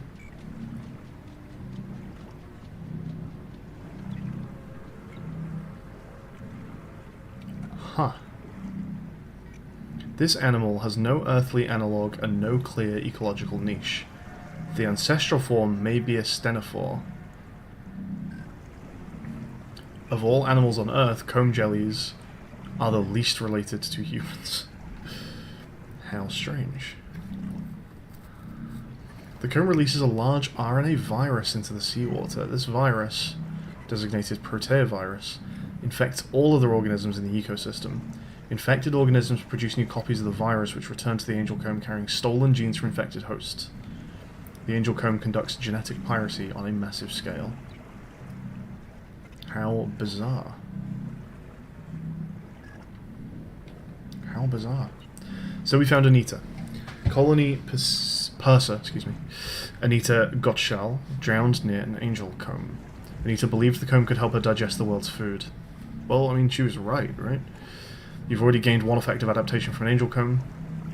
Anita implied that the colonist feared hallucinations caused by virus, and that she could feed the comb with her body. I see. Anita may have been delirious. Perhaps. But I think she's kind of right. It sounds like it wants to steal our genes, so... Okay. Pay rate... Bagatelle. Hero Knight, expired Mongolian Free State's trademark for a specialized or valuable worker. Okay. Retired Protestant ethic work coach. Experienced professional crisis after counselling Mongolian refugees on career retraining. Volunteers for Cicada Colony mission to seek personal renewal. Departure from Protestant ethic philosophy may create unmet need for belonging. Alright then. Anita. Black box got shell Anita. I can hear you. Sophie says you're a hallucination, just a virus, but I know you're listening. We're so hungry. There's food all around us, but it's poison. I see where that voice stuff is coming from now. That makes sense. Will you help? She's talking to the bulb. Okay. If I feed you, will you feed us? This is my body, given for you. Just help us eat. I mean, it's kind of weird, but she is right. Like, we just did that. Post-mortem, Anita died of drowning caused by sedation. Her lungs contained elevated levels of xenon, an anesthetic. She may have inhaled xenon from her AER tank. Or why the fuck did her AER tank contain xenon? Anita suffered from advanced lead poisoning and starvation at the time of her death. Anita spoke to someone before dying. Anita died alone. Anita died about 250,000 hours ago. Anyone in chat fancy doing some maths for me there? How long is 250,000 hours? She was transmitted to a biobed in Sleep Bay 3. Despite contamination with heavy metals and retroviral DNA, she was reprinted without reset. Her life continued. Weird. Thanks, Acrylic. Very weird. Despite contamination with heavy metals and retroviral DNA, she was reprinted without reset. What do we mean without reset? And why would it matter that there was contamination in the physical body if they just reprinted her from memory, you know? Okay, field reports and a crab tower report. So this was the smashed up looking PDA that we found in the cave, I think. That's just shy of 30 years ago. Thank you. Hey there, Detler's Legacy. I agree. Transmitted an alert. Return to the life pod. I'm here. I'm in the life pod. Chill. I'm also surprised that that's only 28.5 years. I expected that to be a lot more. If I was going to estimate, I thought that would be like thousands. Yeah, okay, Crab Terror report. So we found a smashed up PDA in the cave next to the habitat builder. Let's see what that's about. Field notes. Ander, not Wander. Two spare tanks, excuse me. Reprint site is habitat. I'm exhausted today. What if you just drowned and reprinted when you were tired? Miss Namer, I'm investigated the big coral tower with the crab legs. The coral domes usually clear their interiors, but this one holds a massive coral that's confused. Okay, this is just the thing that we were listening to. Okay. Quartz, silicon oxide. A local coral gathers dissolved silica to grow quartz deposits. Sounds good. Fish, we got a half moon. It is a tolerable food source. Cool. We've got a hammerhead. So, advise caution, especially when piloting vehicles, may have social cognition comparable to Earth's ungulates, some of which were extremely dangerous to humans. Ramming areas, called leks, are a major source of ocean noise. So, it expands these guys out and hits things. Large brain. Floats in a protective cyst. The central eye sees colour, while two small motion-sensitive eyes guide ramming. Hammerhead. Challenges intruders on its territory, especially other hammerheads. Displays pectoral fins and closes its enamel head shield before attacking. Alright, we'll keep an eye on that. Oh, thank you, Detless. Harvest Moon. Probably the reason they want to call any of these fish moons, so they could call this one the Harvest Moon. The big guy is the Wax Moon. No data. Nibbler Mango. Appreciable threat. Not a dedicated carnivore, but territorial and always hungry. Must maintain powerful jaw muscles and a massive digestive tract on a diet of slime, algae, and trash. How nice. Always looking for more to eat. Okay. Key ecological role. Probably a critical recycler in reef ecosystems, breaking down hard debris into free nutrients. Droppings may be metal rich. Interesting. They're doing the crab puncher, or the big walkers, the reef walkers. Are they called reef walkers? Social organism, here we go. Nibblers may live in family groups or form small cohorts to defend against larger predators. I think that's what happened to us. Assessment may be dangerous in groups. Distract with flares, or avoid pending any developments, reuseful behaviour, or droppings. And avoid, I see, sorry, I read that wrong. Distract with flares and avoid. Pending any developments, reuseful behaviour, or droppings. So, droppings we think might be useful because there's metal. Interesting that they also note any developments, reuseful behaviour here, so possibly we can also exploit some of their behaviour at some point. The issues with numbers like that is once it hits 5 digits, they already seem so big, so how much bigger the next magnitude is doesn't really show. Yeah, we're pretty bad at estimating giant numbers, eh? Titan rock boar. So this is the thing that the bulb plant was on. This enormous colony organism, Lithodent titanicae, resembles a spinal cord protected by a thick crab-like shell. It extends beyond scanner range in both directions, growing through fractures in the seabed rock. Poor health. Most of the zooids in the boar are dead. Entirely unknown organism. Investigate further. Determine origin and ecological niche. They want more investigation of a Titan rock boar. Okay. Dragon scale coral. Is this the new table coral? Yeah. Computation. Coral dome is where you get your quartz. Good stuff.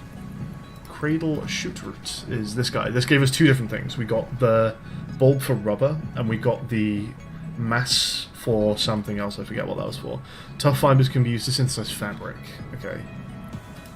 Oxygen tunic. This is our brain coral. Emergency oxygen source for divers. Beware that repeated use could lead to radon buildup with serious health risks, including cancer. And the proteovirus. Okay, the crab teratoma site provides insight into the behavior of the proteovirus. Now, do we think the crab teratoma site is this thing? Is that a crab leg?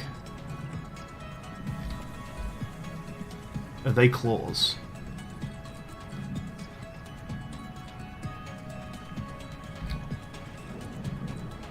I assume that's what that is. I assume that's what that is.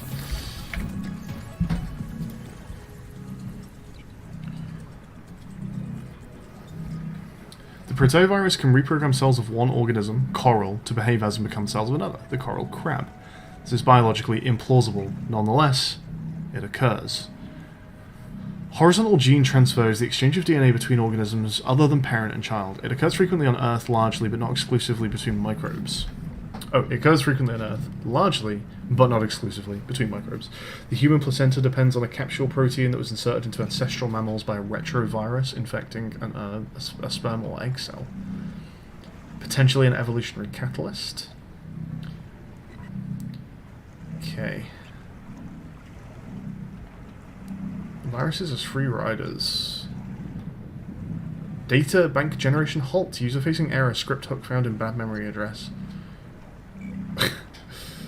Interesting. We lost some data here.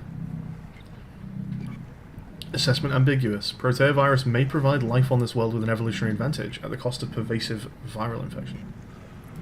Technical details. Large retrovirus discovered in the seawater of this world. Radically dissimilar to terrestrial life. Complex genetic structure. Accessory genomes contain sequences from infected organisms. Function unknown. Further analysis will require specialized virological equipment. Because proteovirus does not share a genetic code with human life, there's no risk of cross-infection. Oh, okay, so we don't need to worry about the proteovirus, apparently. I'm not sure how much I believe that, since we've been getting adaptations from the fucking thing that makes it, but there it is, that's what they're claiming.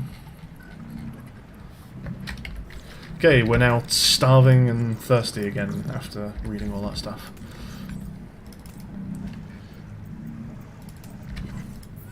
We can make some Aruba.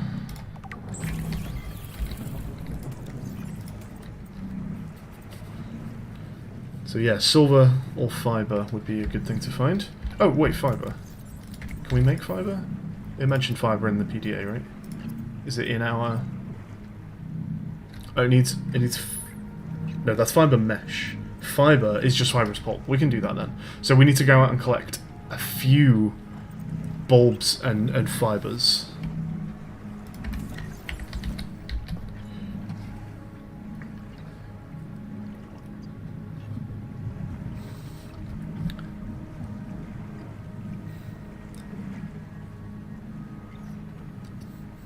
Okay, that's pretty good.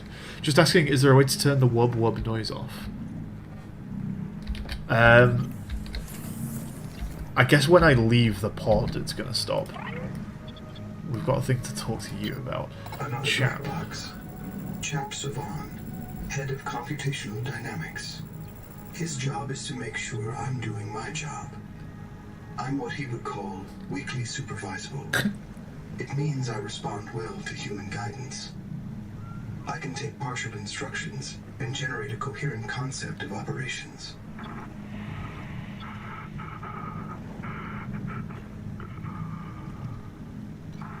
Jack gave you his PDA passkey so you could play games on his account. I let it slide. His action was against the rules, but in support of the concept. Signal location uploaded to PDA. Okay, so there's something over here called Camp 1. Is that what that signal is? No, that's different. Okay. I don't know where Camp 1 came from then. Maybe I just got close to it? Maybe it's the PDA thing that we read? But okay, we are going for just building materials.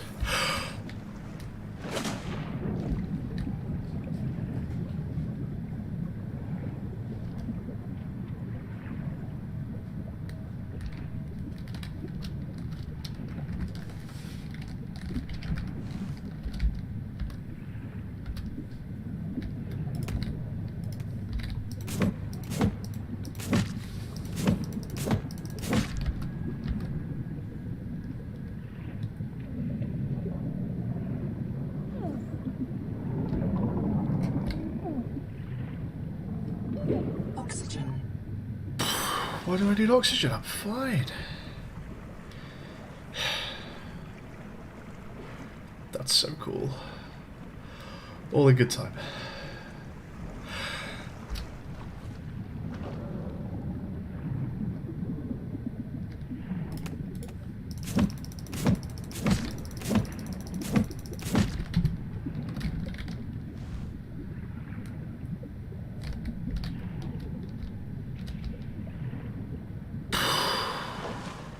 God, there are so many things to go and look at. So this wire that we followed a little bit, I'm not sure if we actually got to the end of it, because we did find like a camp, like a research station or something. That might have been the end of it, but we could also check the other end, right? So that might be one of our next things to do, is see what's going on with that wire.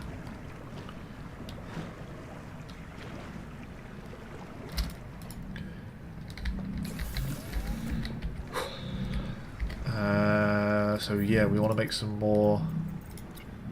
I guess I'm just going to load up on these because I'm not sure these materials do anything else. Ah, you can queue these. I see. That's nice.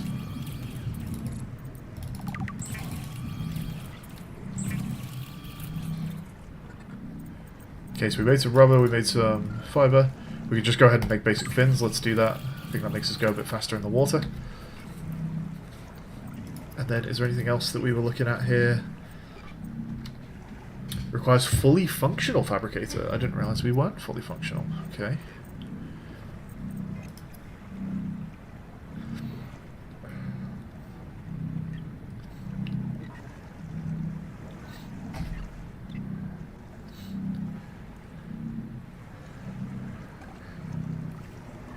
Sorry, I just trying to make sure I fully can't breathe past this.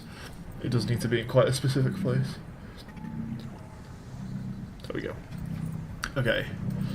Glass we could just make some of and see if that like unlocks another recipe. Grease we could do the same with. Have we got none of that? I guess we've got none of that. Fiber mesh, strong acid. Do I have a strong acid recipe? No, but making mild acid might let us make strong acid. So maybe we should just go ahead and make one of those. Yes, there we go. So strong acid requires... A wiring kit is here, nice. It did say strong acid there, right? Do I need to just, like, reopen it? The Noetic advisor has transmitted an alert. Refinement. So...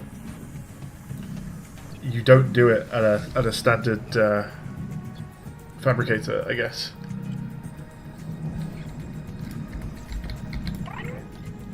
Quaker. I've located Lucretia Kapoor, the mission's AI ethicist. You may find her final words troubling. I certainly do. Noah, do not open the Seahawks. Noah, acknowledge, please. Do not. Well, that's terrifying. She often asked you to resume your stories when you were interrupted. She made eye contact when she spoke. A considerate woman, and not easily frightened. Signal location uploaded to PDA. Interesting. Got a few things to do here, hey?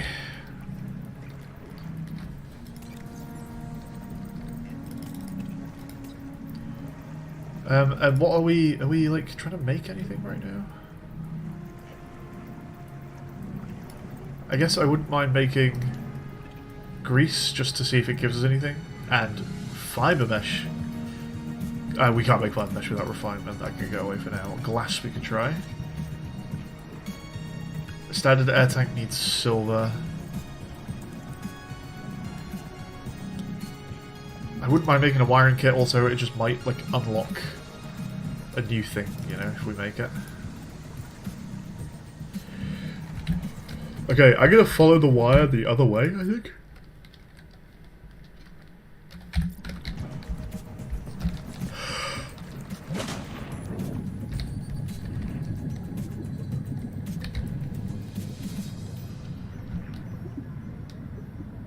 This might be the same way, I actually don't remember, but we'll see what happens.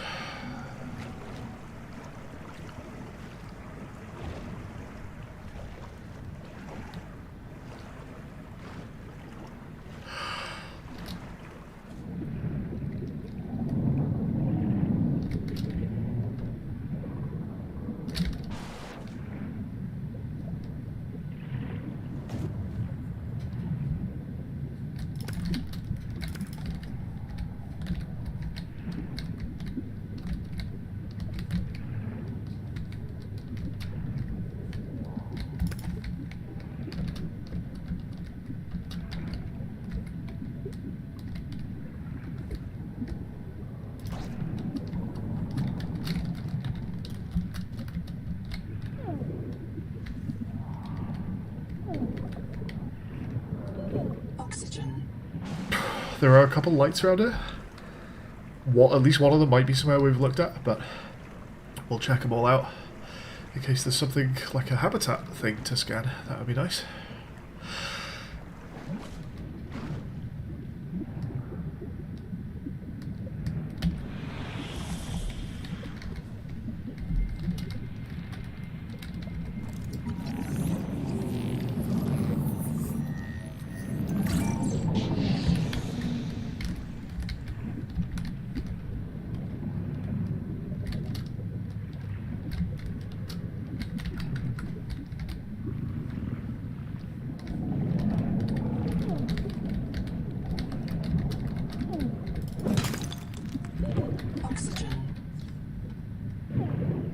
Okay, we've discovered why we were sometimes taking damage in caves.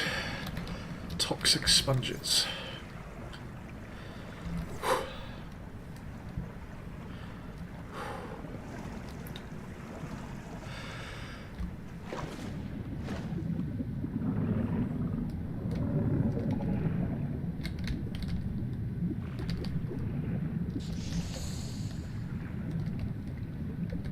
The portable locker can be hand-carried or attached to a hardpoint.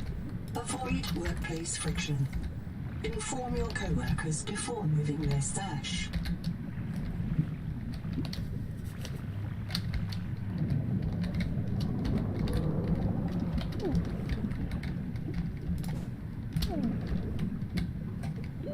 Oxygen.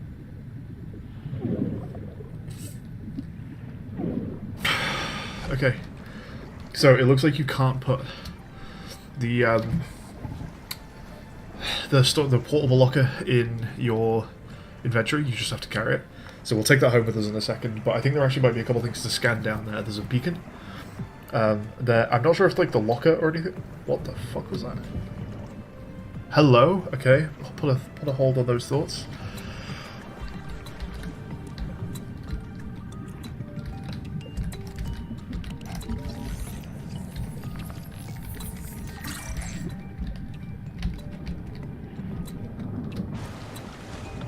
That's very cool. Should we have a little read?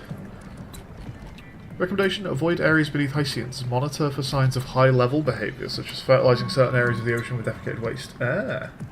They drop useful stuff. Cool.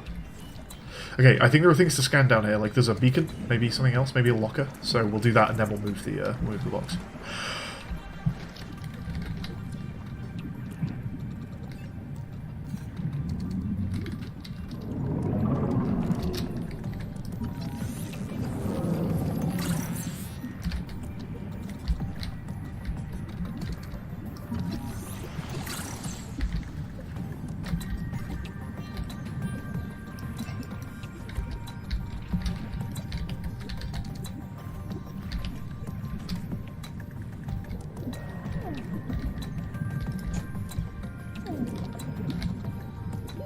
Oxygen.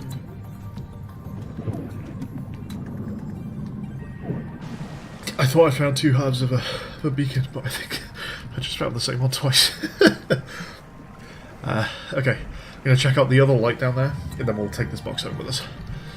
And that's nice, it's a little bit of extra storage before we make our base, because we still haven't got our full habitat fabricated yet. Excuse me. Okay, let's see what this other light's about. Shall I just leave this box here? Maybe I'll just leave it directly above. Let's just drop that. Caloric intake. There. Okay.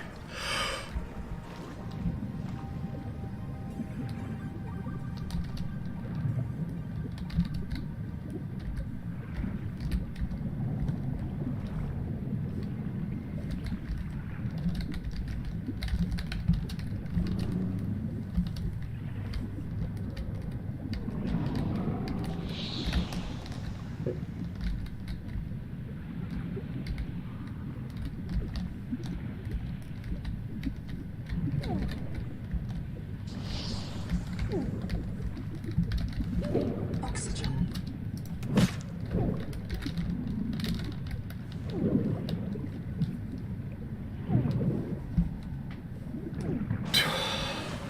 Took a little piece of this. But I don't think it gave me a blueprint.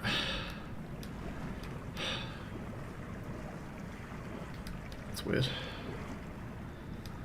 Is that just bad graphics, or is something suspicious going on?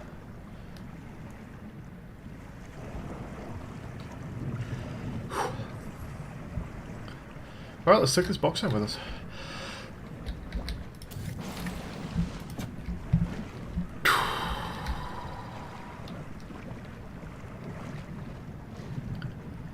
And grab a bit of food as well when we get here.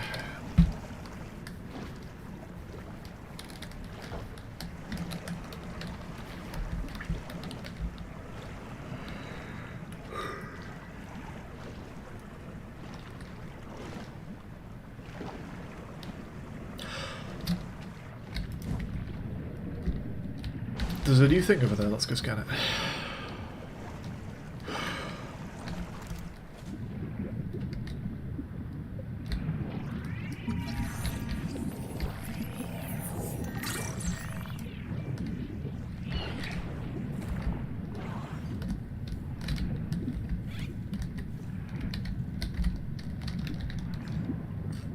It's fun. Is it two things?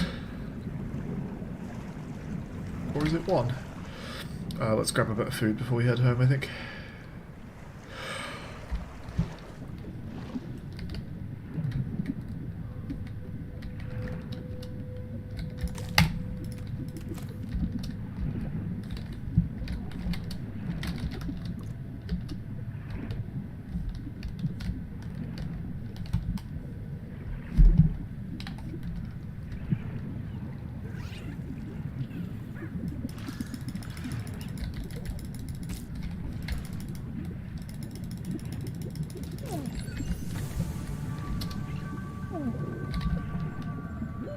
Oxygen. Well, I didn't spot that. I guess we should have a look at that. I picked up a something, but I don't know if it adds it without me actually scanning it. I just picked it up. What is it? It's a... No, did I not pick it up? Had a new name. Okay, maybe I didn't pick it up. Let's see what this is about, hey? Colony structure located. There may be clues to the location of the main habitat. Building a processor and a power supply will unlock new fabricator recipes, but the added mass would sink your life pod. A standalone habitat is the next step on your mission.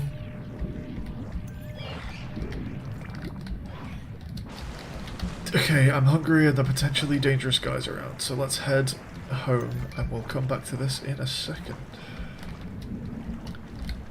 We need to have a read of 4i and see if they're scary. But we are starving, let's get some food.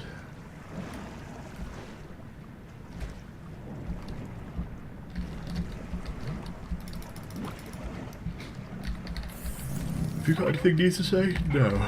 Okay. That's not the right menu. Let's try again. I have all of these.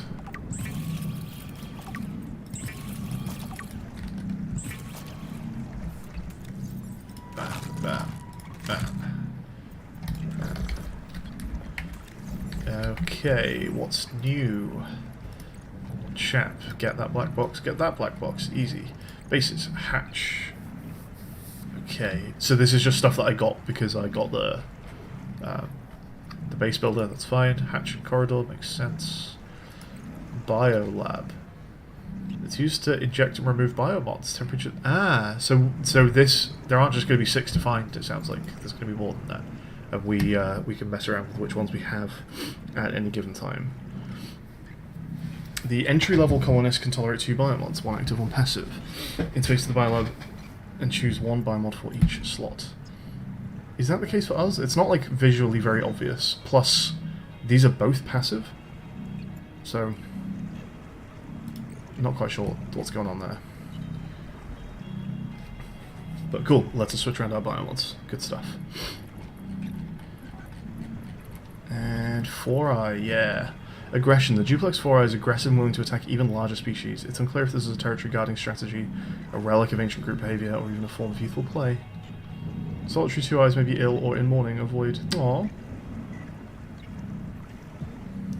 Minor danger. Be alert for unpredictable attacks. So yeah, what's going on with it? A predatory fish always born in pairs of identical twins. The twins pair belly to belly, joining their digestive and nervous systems to behave as a single organism. It's a cool idea. That's fun. The individual 2i is convergent with Earth fish. Large mobile pectoral fins are suited to quick maneuvers, not cruising. Squashed eyes offer better vision upward. Individuals feed on smaller forage fish and hard-shelled crustaceans. Duplex team. 2 individuals pair into a complete 4i through a pair of modified ventral fins, which have evolved into sensitive structures similar to soul shark suckers. Repeating this phrase can help train vocal dexterity. I mean, I struggled through it. Soul shark suckers. Soul shark suckers. It's not that bad. The embryonic yolk stalk grows through the forward sucker, allowing the joined pair to share nutrients. Yeah, that's a very cool idea. That's a fun design.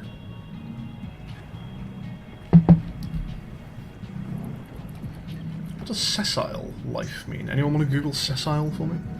So toxic sponge is what was hitting us when we went into some caves. This music is super FTL. Avoid. Keep medical supplies on hand to treat chemical burns and nerve damage. Like, okay. Enough that I genuinely might check to see if Ben Prunty is, like, in the credits for this game. I really wouldn't be surprised. Okay, welcome center is the thing we just found. A small flooded structure apparently intended to welcome pioneers emerging from Sleep Bay 3. On-site NOAA code could be reactivated with the battery for data retrieval. Biolab provides access to basic biomods. Cool. We've got a habitat builder. It's what you think it is. Turns a colony into a home. Yeah, I don't think anything too special there. We do want to make it though, so let's get it on our pins. We're also going to try making glass and just see if it gives us a recipe of any kind. No? Okay. So what do we need? Oh, we're almost good. And we actually needed that glass. We just need a battery. Oh, perfect. Okay. So what is it for a battery again? We just need an acidic rayon pouch. Sorted. Good stuff. Excuse me, sorry. So that, excuse me, that can go. We know what we're doing with that, that can go as well. So, an acidic rayon pouch. And then I guess the other thing to look at here is just what does it take to make, like, a hatch and a corridor. And presumably we're going to need power. Solar panel, yeah. And we can do all this shit. Okay. We'll work all that out and go on a bit of an expedition at some point soon, but we're gonna need to decide where we're building our base first. And then we'll take some stuff there to make it. Shall I drink a bit of water before we go?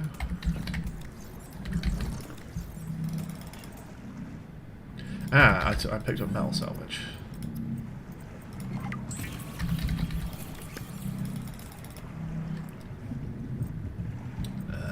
Let's keep one of those on me. Oh, I can make a water as well. Okay, what are we going for? We're going for rayonic pouch. And I could probably... What's all the requirements for these? Like, should I just be picking up titanium? Titanium quartz. I've only got 2 quartz. I need... So that needs 2, that needs 2. No, that needs 1, that needs 2. So I need 1 more quartz. And I'm actually good for titanium as well. That also needs what? So I could do with 2 more quartz. That's kind of it. 2 more quartz and I can make a base. Hell yeah. Okay, so 2 quartz, rayon, good to go.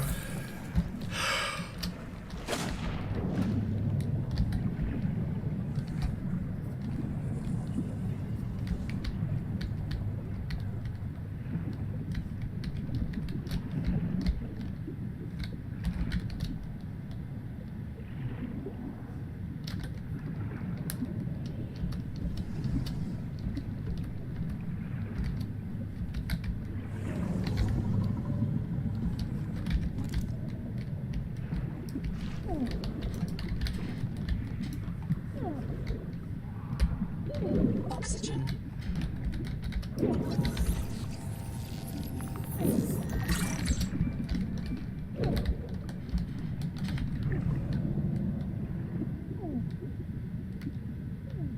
Oh, I'm glad they're still very forgiving about that oxygen limit. Ooh, they're fun. What's going on over there?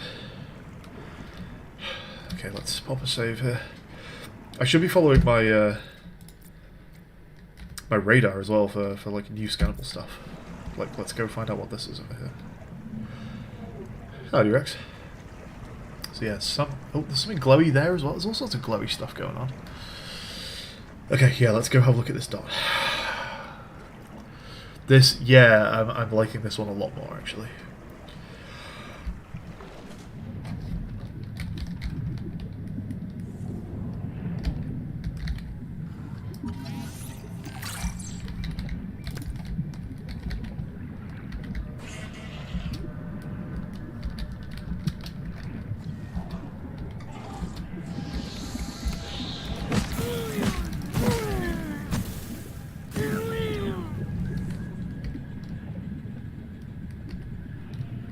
Seawater sampling detects a source of genetic adaptations in this region, tracking a bloom of viral oxygen. Investigate with caution. Okay, there's another thing. Hello, you on your own? Let's hope you're on your own. There's another DNA thing. Apparently, somewhere around here. What are you? Why are you so glowy?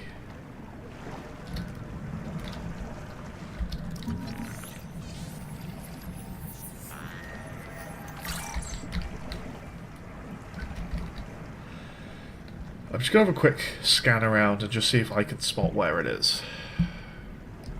That's gorgeous.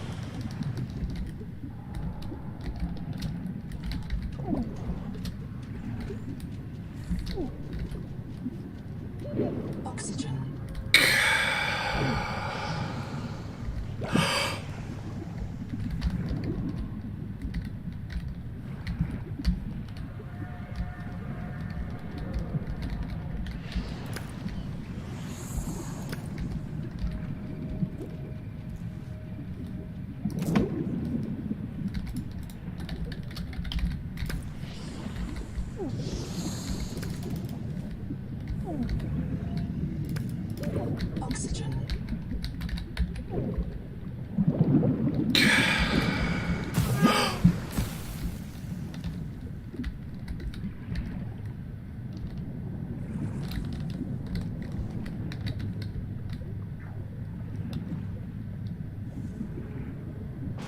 Okay, so that cave required you to maneuver like past some of those toxic sponges.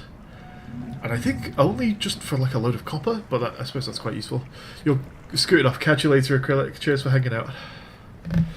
I think there's a little scannable down here, so let's go grab that.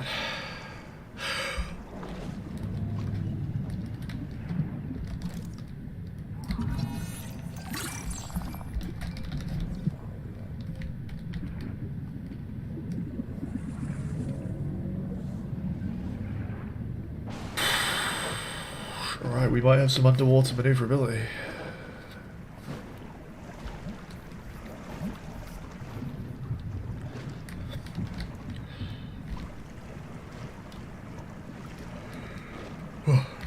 The battery on the scanner runs out a hell of a lot quicker than it does in the first game.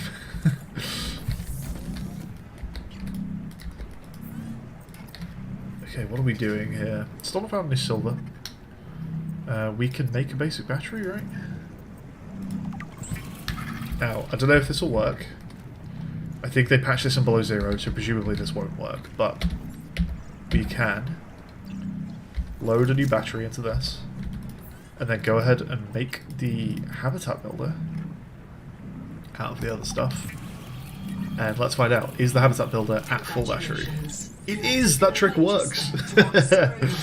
Hell yeah. As a platform for systems like the processor and scanner station, a habitat is a vital investment. I'm in your tempted to future. build the base A near habitat can the also welcome be an station emotional anchor. for a couple of Prove that reasons. you've So built number one, something to last. Remember, it's easier to replace a back in a body second, guys, than a actually, one base. second. I think we're okay. Couple reasons. If they built a welcome station there, then presumably they thought it was a decent place to make a base. Although the place is trashed, so they could have been wrong, but hey ho. But also, it's a nice like cliff face. I like building bases onto like a plateau. So just a flat bit of land that's fairly shallow, but that drops off into something deep. It's where I tend to build my base in Subnautica 1, is like the edge of safe shallows into redgrass. I think the reason that my brain likes that is just it feels good for like a moon pool. Like the base is somewhere shallow, and it feels correct for the base to be somewhere shallow, but that still has a place for like deep vehicles to access it from. So we might head towards the welcome base, the welcome whatever that was called, the welcome center, and make a base there. There's quite a lot going on around there of like clearly human-made stuff. So yeah, let's grab a load of titanium and quartz and whatever else it is. I still need 2 quartz actually. Let's go do that. Let's go grab a bit more quartz. And then yeah, maybe we just go and immediately make a base.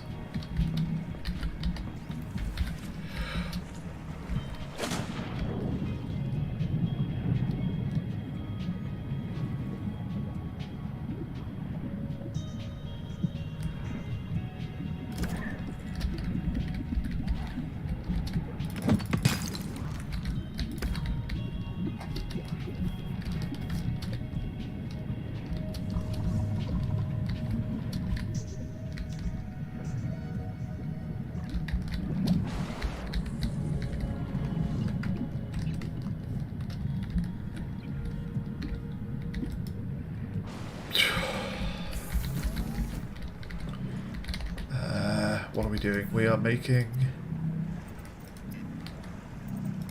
I don't need to make anything, do we? We just take the habitat builder and go over there. Let's do it.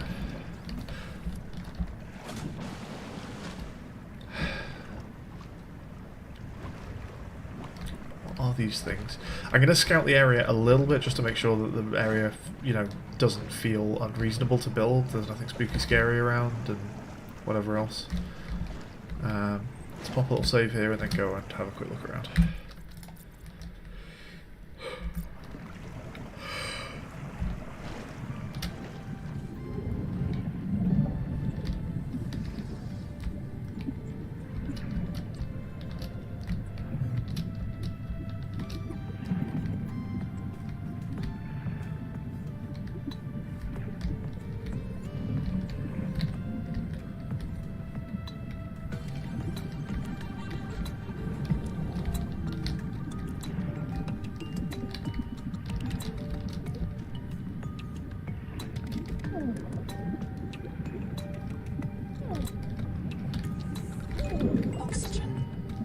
Okay, a couple thoughts. This very open area, to be fair, looks a bit Leviathan-y, but I'm not seeing one.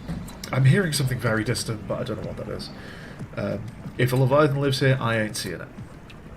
Second thought, these things, I'm not sure, look potentially thermal, so if we move on to thermal power at some point, maybe not a bad place to be near, then there's possibly a thermal source over here.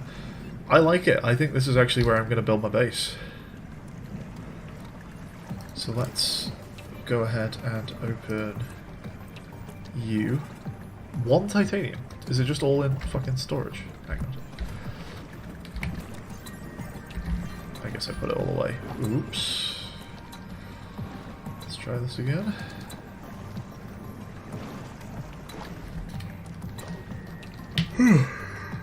Excuse me. A lot of yawning, as I explained with Subnautica 1, just because, like, stuff in my nose is making my ears pop a lot. And so I keep yawning to, like, unpop my ears.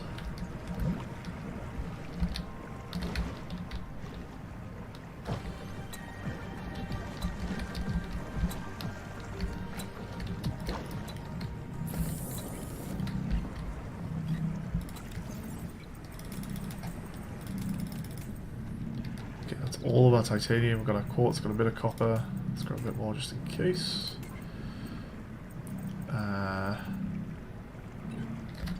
You can eat those. Tastes like meaty crackers. Okay. It's possible that's used for, like, if that's our new plate coral, that might be a thing. We could just go ahead and drink that now. And let's take our storage box with us as well this time.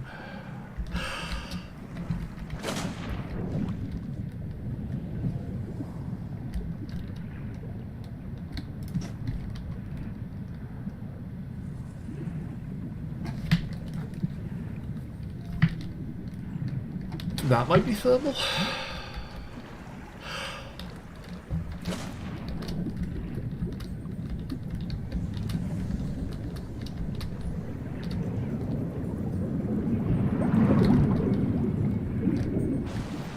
No, I think it's just mysterious. I think it's just like an upjet that stops us getting in there, and we'll need to find a way to get in there.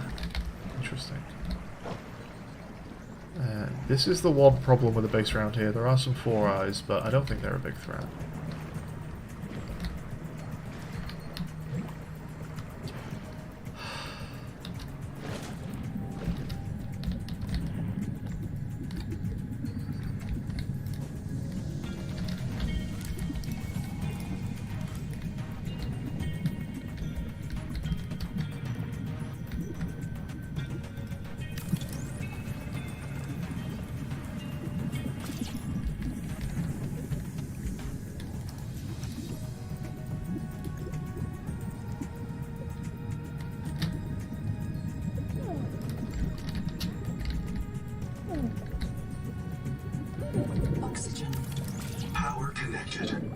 Systems online.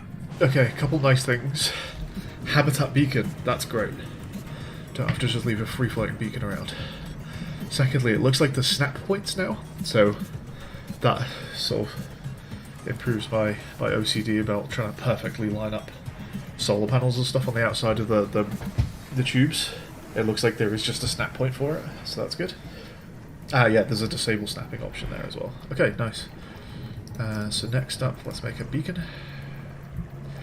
Which means that, yeah, I'm not too bothered about the not finding the beacon blueprint we were looking for, because that was mainly for our base. Cool. This has moved. Is this just following the sun?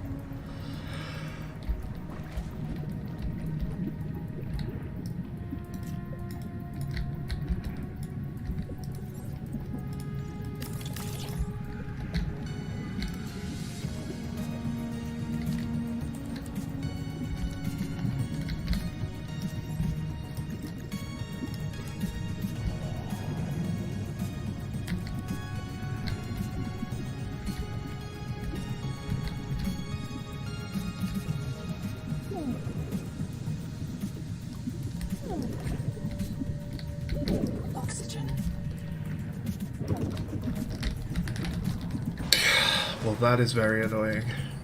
Hatch is obstructed. So either the solar panel is in the way, I'll start by deconstructing that, or the whole base is just in a place that it can't put a hatch on the end, in which case we'll have to move it all. Bit annoying, but... Oh, move mode! Okay. Let's see what happens with that then.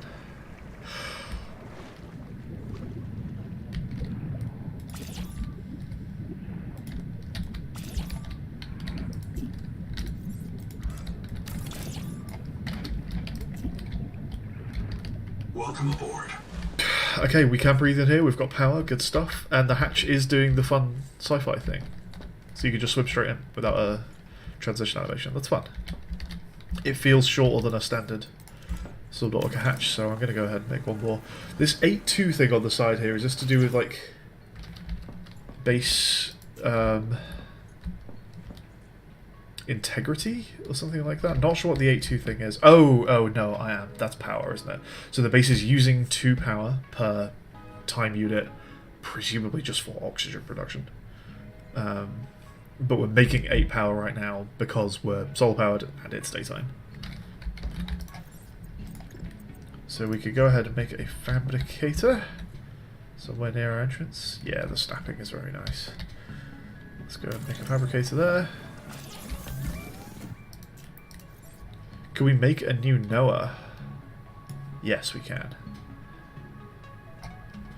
2 energy per second. Fabricator is also 2 energy per second. All the time, or just when it's being used? Biolab. Wall locker does not require power. Good stuff. And let's go ahead and make some of those. Let's go find a bit of titanium.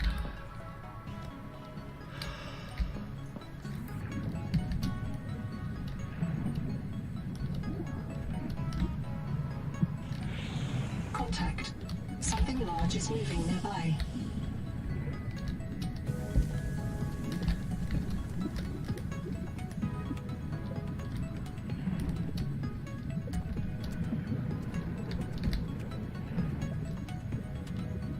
Well, that's not what I wanted to hear seconds after I made my base. Contact, something big is moving nearby. I can't see it. Nothing's around.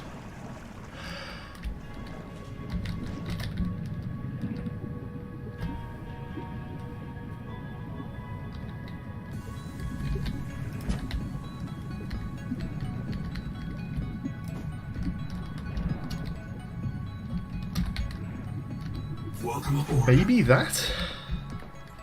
Why am I 4 power now? I didn't change anything. I don't know why this has gone down to 8 up, 4 down. Caloric intake. Yeah, let's go find some food. Welcome Let's also aboard. take a breath before we leave, eh?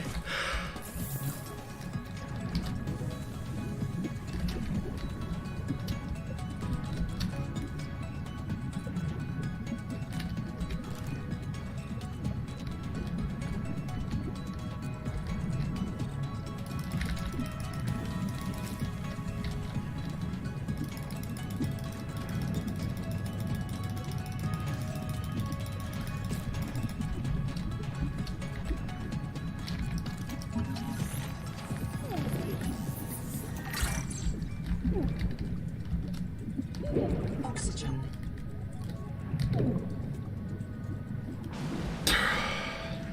Do we think the big thing is the thing that looked like a little jellyfish, like crab squid almost, that was doing some electric nonsense?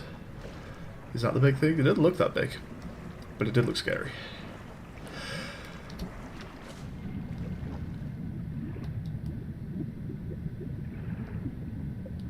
Welcome aboard. Also, once it's nighttime, is this base just immediately fucked? Like, am I not storing power in the same way I am in Subnautica 1? The 8 up 4 now makes it feel like...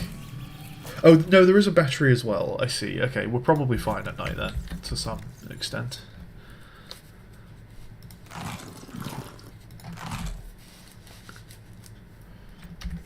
Okay. I'm going to look for titanium, and we're also going to explore the Welcome Center.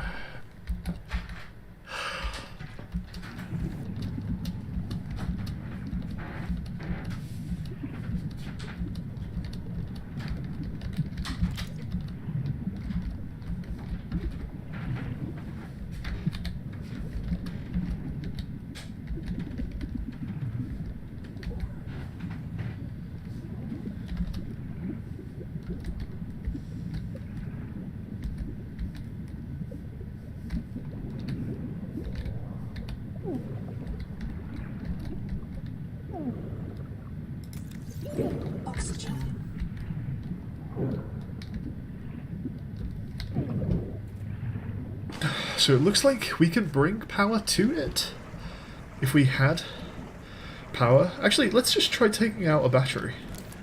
Let's see if that does it. So unload.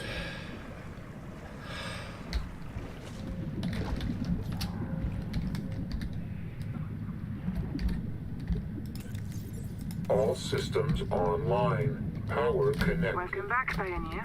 I'm Sophie Boucher, Kurultai surgeon. By now you know we're not on the Zora. We call this planet Proteus. We don't know when rescue will find us. For the sake of all our sleeping friends, we have to learn how to survive. Nahima? Hey, fellow dead slave. I'm Nahima Dakota, ecologist. Take a sip of seawater. Notice that sweet blood taste under the salt? That's a toxic dose of heavy metals. Nobody survived past 3 months. Beautiful place to die over and over again. But don't let that beauty seduce you, Pioneer. Exposure to Proteus causes a delusion we call Maysfield syndrome. The call of the sea. People may tell you it's a gift. Ignore them. You remember what Kara did to our homes. You know we can't trust alien biology. We've set up a lab here with a few basic biomods. They're safe. But if you start to hear voices, or if you get the urge to swim to the tree, don't go. Habitat is due north. We'll come pick you up. See you soon, Pioneer.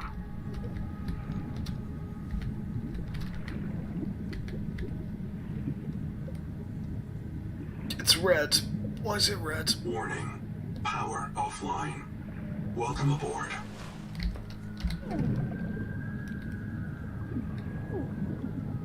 Okay. It has lost power. And yet, there's a full battery icon. Can I turn the battery on? Let's find out. It's fun that you can see it from outside, though.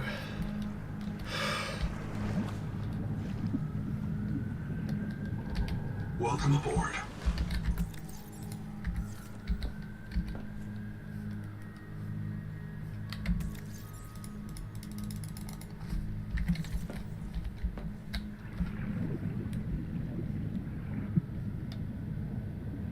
I don't understand. What's the battery mean? Because it doesn't appear to have one.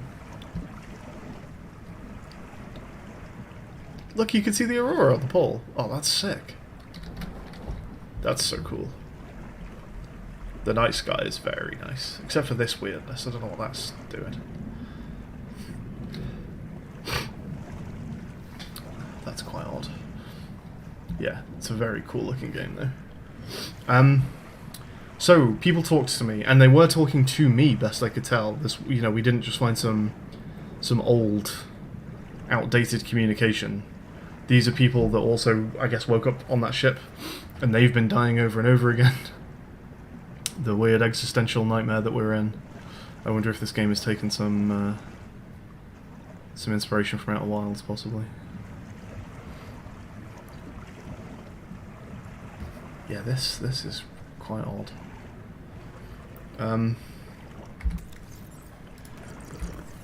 Yeah, base immediately not having power at night. I'm not sure how we're meant to be sorting that, really.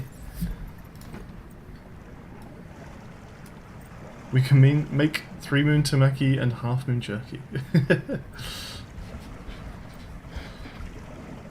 And it doesn't have a negative water this time around. That's nice. Because who ever used the dried fish in the other games? Still need silver. Wake Maker we can do now. Still need silver for that as well, though.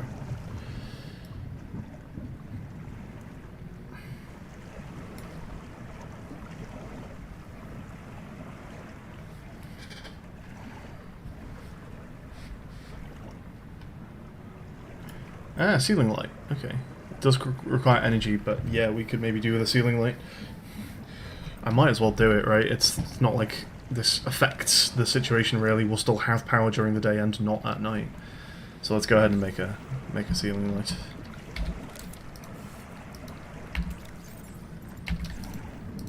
Oh, this doesn't have a battery anymore, that's right. Okay, we need to make a battery. There's also a thing to talk to in the center.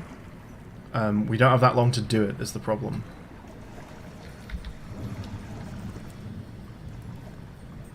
How do you make a battery again? It's the acid things, isn't it? I think I have some of those at home. Let's try talking to this thing.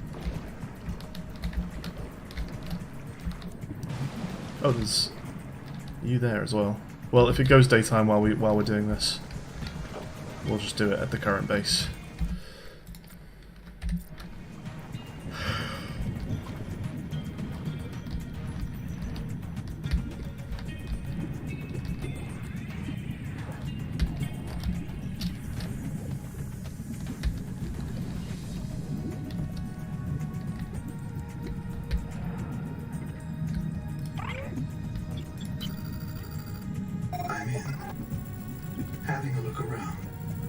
This structure was connected to Sleep Bay 3 until the base suddenly moved.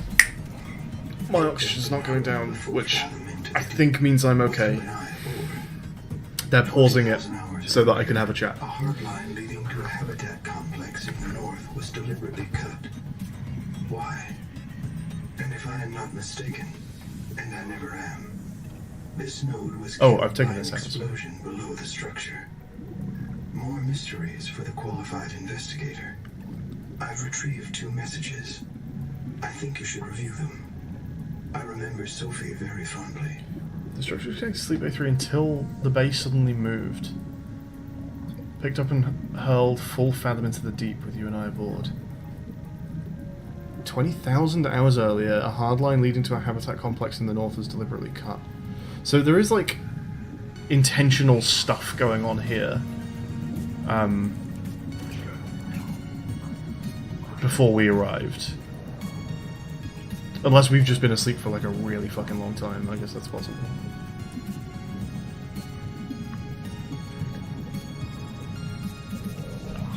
Basic space building. Hello, I am Zigimantus Starvilus, formerly area engineer on Mongolian steppes. Now lead diver of this mess. Here is my formula for a quick base. Fill up on titanium, quartz, and copper. Get your builder tool. Wave it around a bit, check the battery, get comfortable. Ah, Fabricator Build uses the corridor. lockers. That's really Put nice. a solar panel on top. That is good. You must have power to make air. With a hatch on the end. Go inside. Build lockers. At Fabricator, it will draw from your lockers automatically. Nice. Nice, huh? Yeah, that's good. Now you have made a perfect work camp. Later you can add a room for biobed, processor, scanner station, a real bed, maybe grow some plants. The rest will follow. Cool. You'll want to visit the biolab near the entrance and install a passive and active biomod. While less permanent than adaptation. Ah, is the one what? Is it working? They're more fun. The one at the entrance? Sophie would have cleared anything in there. Or is this just assuming it's working, but it's not? Okay. What I if like you're to the see. last human being in the whole universe? Wouldn't that set you free? Okay. This world is yours to explore, This don't feel like but it is .txts. not for man. Hey, before I just took a swipe You'll at join a us card. soon enough. This world is yours to explore, but it's not for man. You'll join us soon enough. What the fuck? This is all very Welcome odd. back, Pioneer. I'm Sophie Boucher, Kurultai surgeon. By now you know we're not on the Zora. We call this planet Proteus. We don't know when rescue will find us. For the sake So this is of the thing our I heard sleeping earlier. clothes, we have to learn how to survive. Nahima? Hey, fellow debt slave. I'm gonna the listen to it again, Dakota, ecologist. Take a sip of seawater. Notice that sweet blood taste under the salt? That's a toxic dose of heavy metals. Nobody survived past 3 months. It's a beautiful place to die over and over again. But don't let that beauty seduce you, Pioneer. Exposure to Proteus causes a delusion we call Maysfield syndrome. Macefield syndrome. The call of the sea. People may tell you it's a gift. Ignore them. Interesting. You remember what Kara did to our homes. You know we can't trust alien biology. We've set up a lab here with a few basic biomods. They're safe. But if you start to hear voices, or if you get the urge... Do we think the tree is just the giant thing we've been seeing off in the distance? Habitat is due north. Habitat is due north. I actually don't know which direction due north is. Oh, I do! We don't need to make a compass this time. I just have it. Okay. We'll come pick you up. It's fun that they said we'll come pick you up. Like, is someone actually going to arrive? That's something I always wondered if it was going to happen. Wait, why is my oxygen not going down even here? This thing's making bubbles. Interesting. So I'm fine until I move away from this. So yeah, something I always wondered if it was going to happen in the first Subnautica was like... Sorry, this happened... I was in my Cyclops coming back to the base at one point, and on the radar I started getting, like, on my base, like, loads of red dots, like, threat dots. And I was like, oh my god, of like... Because you hear the radio signals from the warpers, like, looking for you, right? I was like, oh my god, the warpers come to my base while I've been away, because I live here, and they found me. And it turns out, no, I just had an alien containment unit that had threats in it, even though they weren't threats. And they were just being picked up as threats on the Cyclops scanner.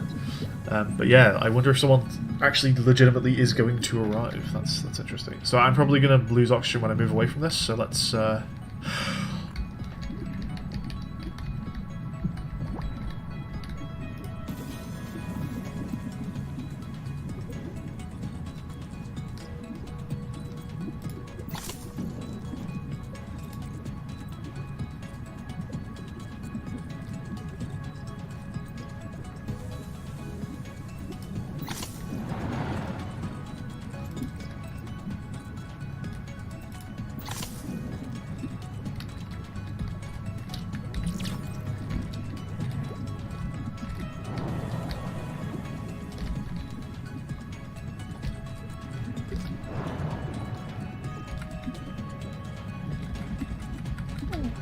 Power connected. All systems online. I mean, that's just good for navigation, right? Okay, that's 6. So they're different than this. They're not adaptations. Biomods are a different thing. So we have Dash right now, which just feels good for making distance with the limited oxygen that I have. And Sea Skimmer. I swim faster near like surfaces and in caves and stuff. Cool. That's a fun system. I like that. Oh, there was battery stuff there, wasn't there? Let's grab that.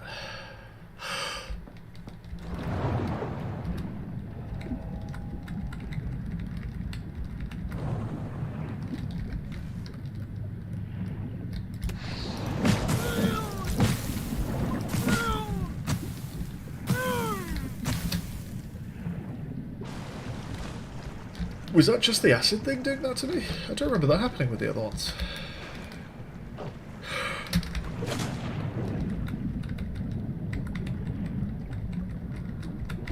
Welcome aboard.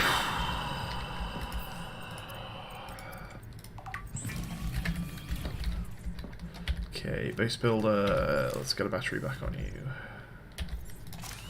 Good stuff. We're gonna make a light.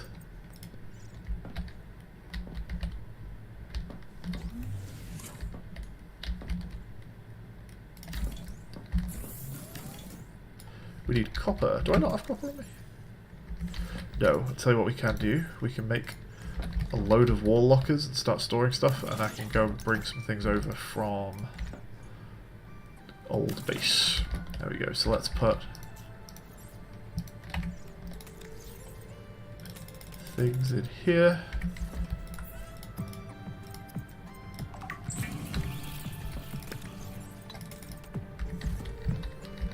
And let's, yeah, go pick up our old storage.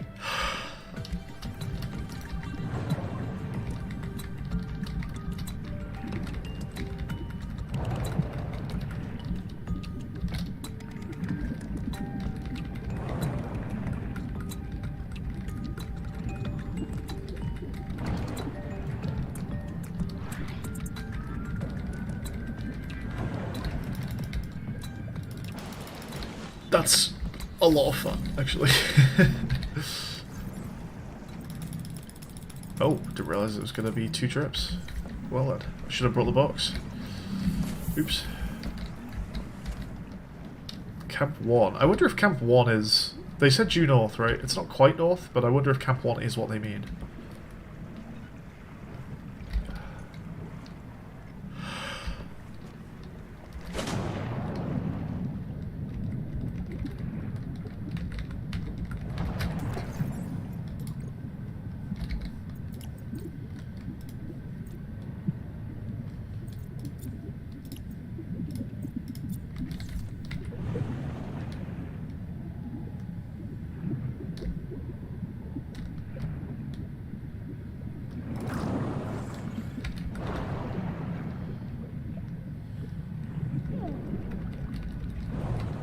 Welcome aboard.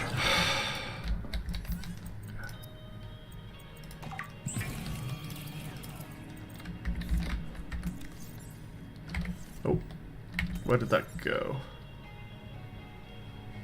Ah, bug? Do I just lose that because my inventory's full? Or is it going to enter my inventory once I put stuff in? No, it's not. Do I just lose that water? That's a shame.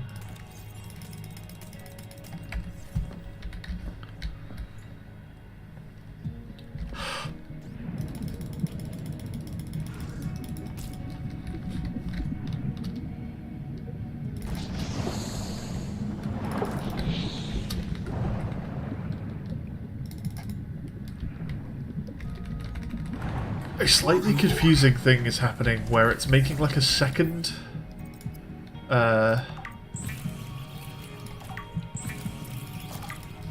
dash circle. Not quite sure what's going on there. Ah, found it.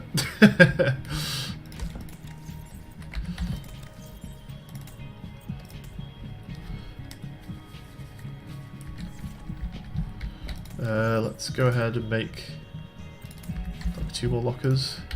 They're all a lot smaller than they used to be.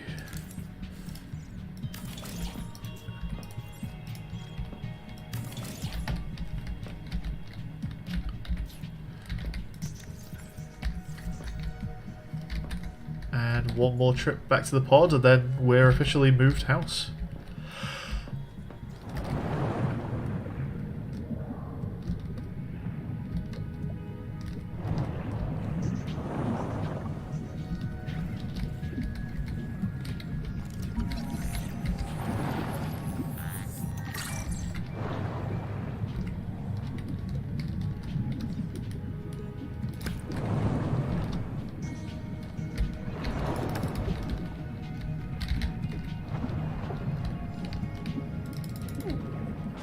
It feels like it's doing a mini little dash on its own that I'm not telling it to do. It's quite strange.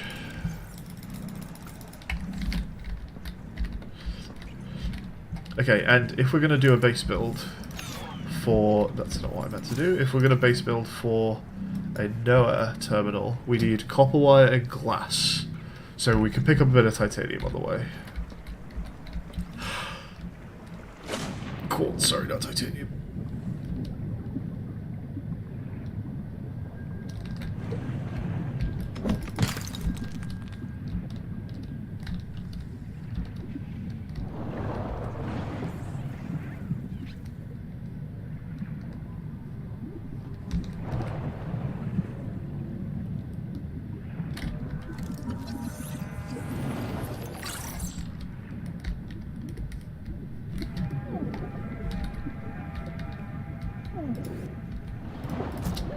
Oxygen.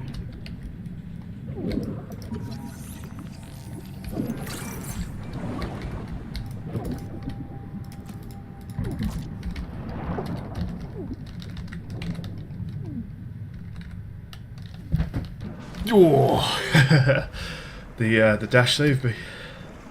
That's very useful.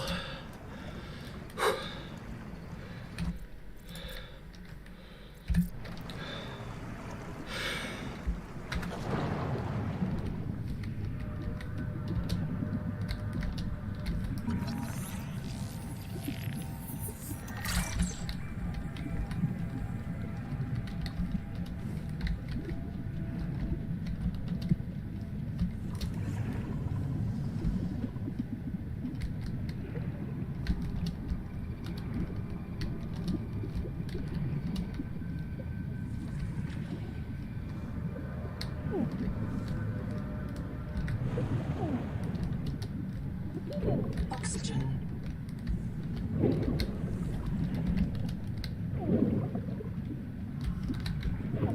Welcome aboard. What did this need? Copper wire? Just copper? Cool. Alright, we've got some light. Okay, so the NOAA terminal needed copper wire and glass. We should be able to make both, I think.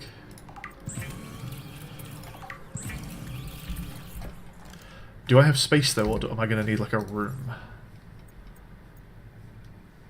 I actually don't really need to make a biolab because our base is so near an existing biolab, so for now I'm not that bothered about the biolab. This can exist technically, but it's very in the way. I might try and save that, at least until I hear about like another message and I can't be bothered going back to the pod. This is starting to not actually fill my nose anymore. There we go. There we go. Yeah, if I could find a room before I need to make that, then that would be nice.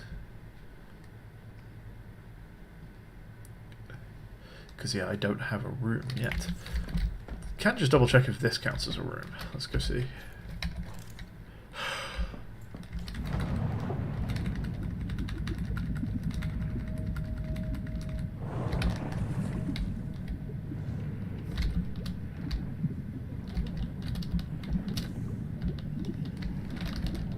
Ah, that's not a room. Okay. Let's grab some food.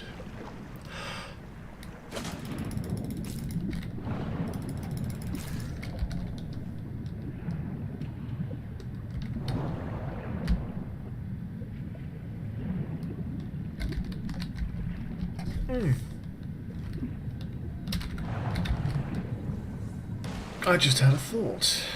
A puzzle-solving thought. Welcome aboard.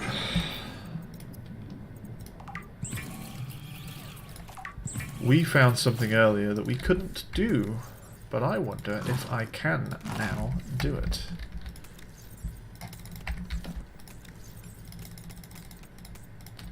Oh, hang on. Let's keep those separately. So these are like my NOAA terminal things. Let's grab some water and and I guess one of those. Oh, actually, I have one of those on my hotbar already. Okay, let's see if we can even find the thing that I am thinking about.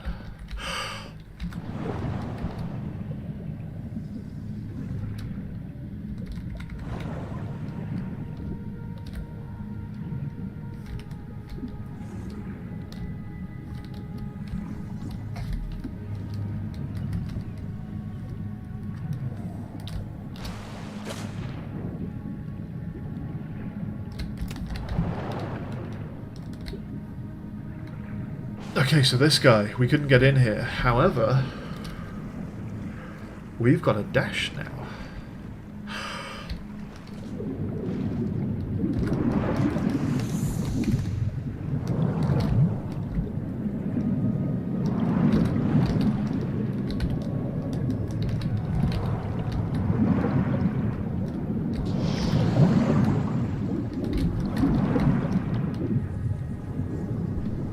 Not quite. It is half working, but we're not quite making the distance we need. I think it was a good idea, but it's not quite working.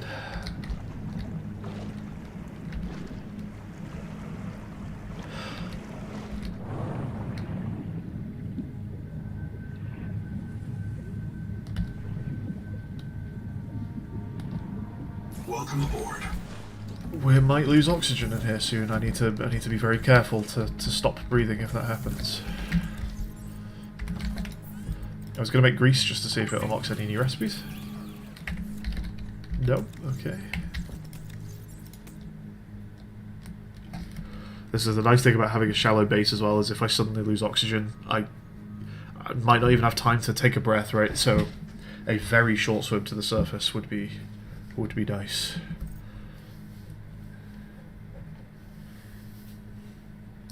Get rid of that now. Just need silver for everything.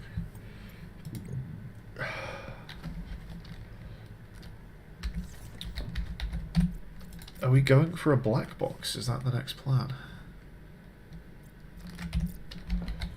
Got a few signals to head for. Maybe we go for this chap, it's pretty close.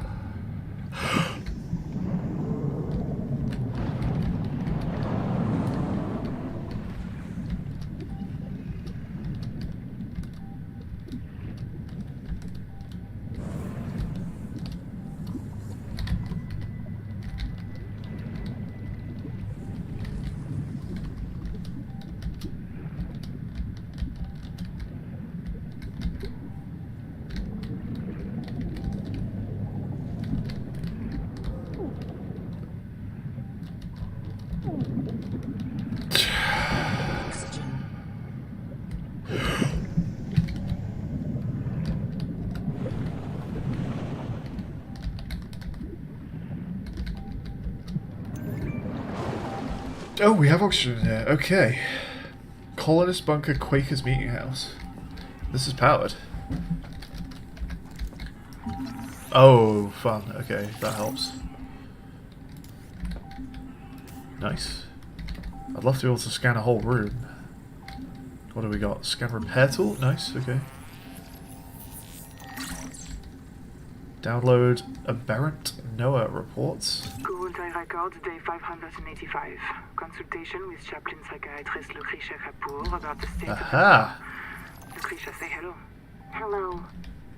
Would it be appropriate to include Raster and Chap? Before I ask our computer people to fix Noah, I need to know. What is wrong with it?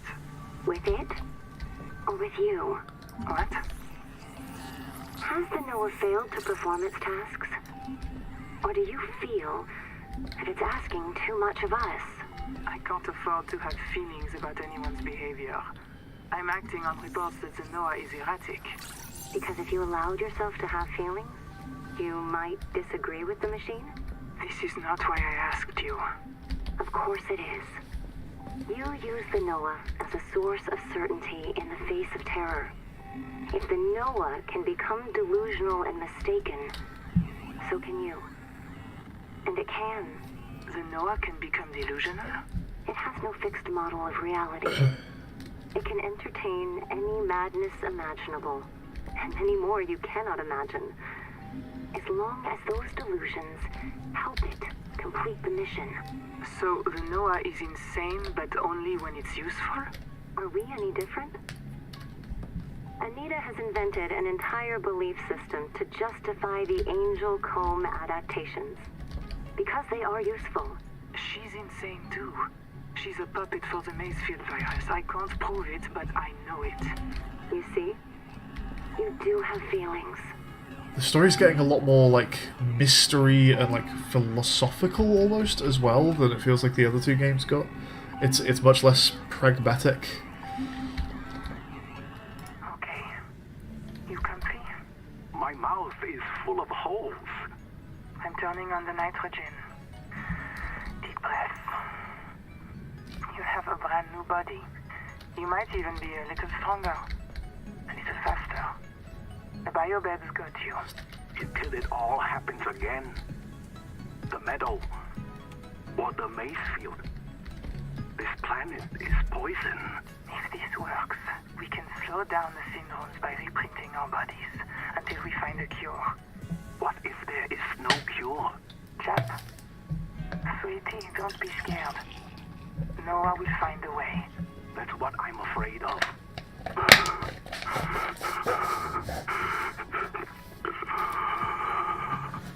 It's kind of terrifying. They're going for some real existential horror here.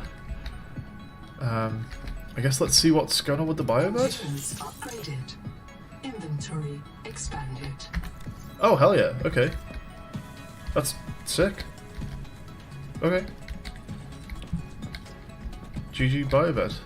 Love that shit. Okay, we got a floor locker. Hopefully that's also bigger than a wall locker, but right now I don't want to make floor lockers. Although the snapping tool, the snapping building stuff makes me much more inclined to make a floor locker. But yeah, we need an actual like room first, really. Okay, was there anything else going on in here?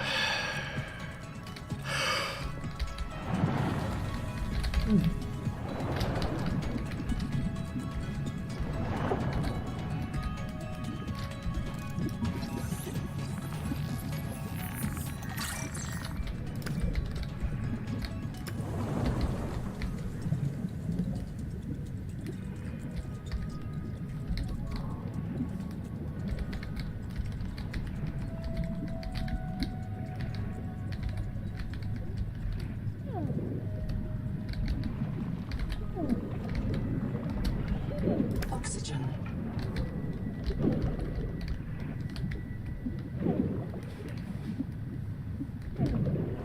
That crab thing is crazy. There's like a piece of coral that is also a crab, I guess, as they've been talking about.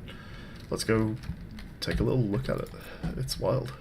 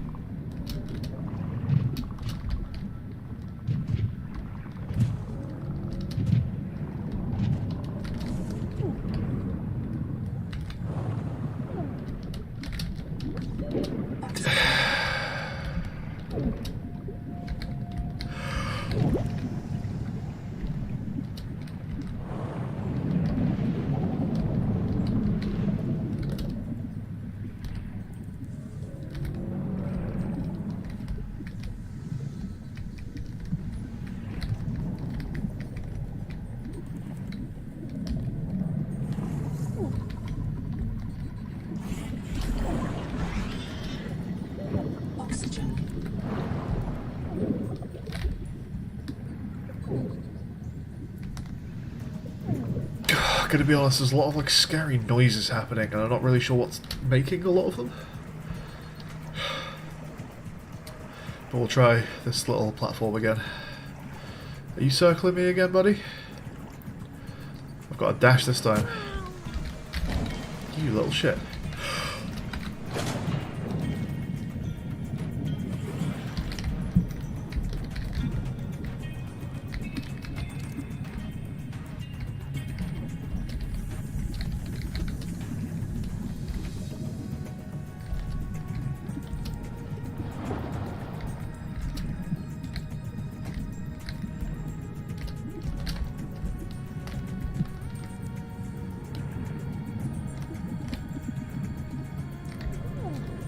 Is that degrees as in temperature? Because they haven't put a unit on it. That reads like a direction to me in degrees, but surely that can't be what that means. They must mean temperature. But is that Celsius? The fact that they haven't put a letter after that really makes it look like a directional thing. I assume I'm going to burn up if I go that way. We're going to test it. But if I burn here, I blame them. Heat level beyond tolerable threshold. Heat warning. Station.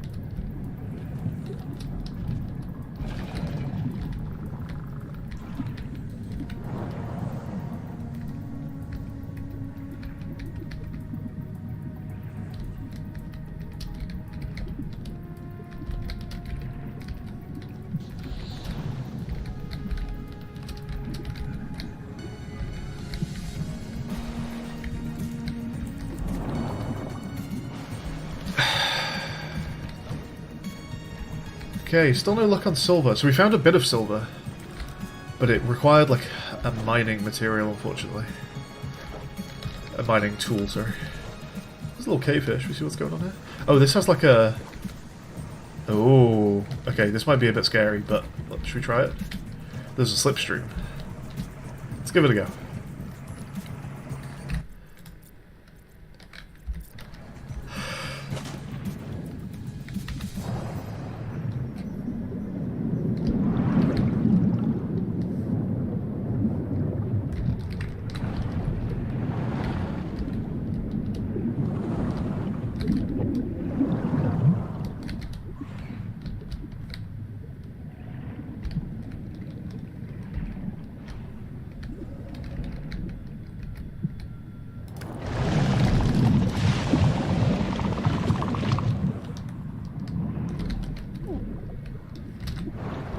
Oxygen.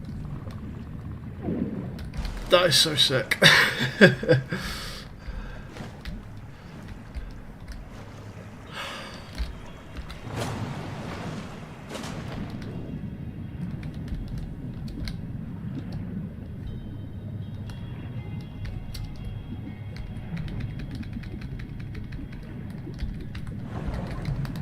Welcome aboard. I think we could maybe just do with one more little tour around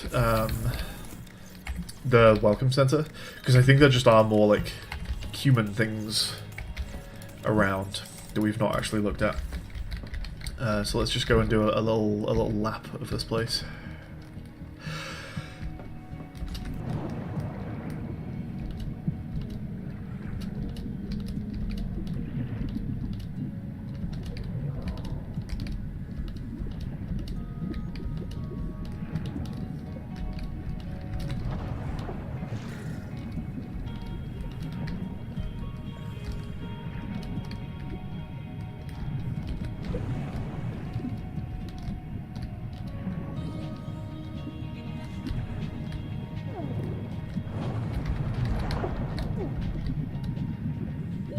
Oxygen.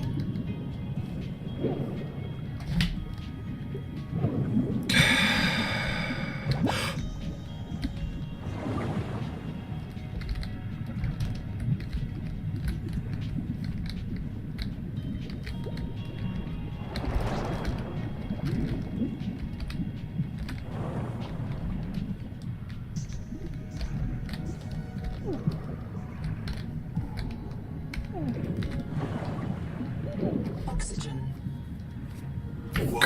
Okay, no, never mind. Nothing new.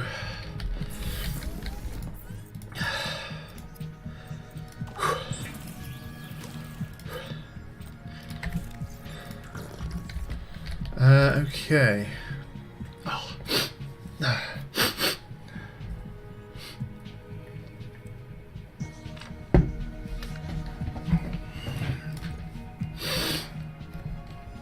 What are we doing right now? It feels like there are a lot of places to go, and I guess we can just keep going to those places. We've got new stuff to make, but yeah, again, I really wouldn't mind like a room first.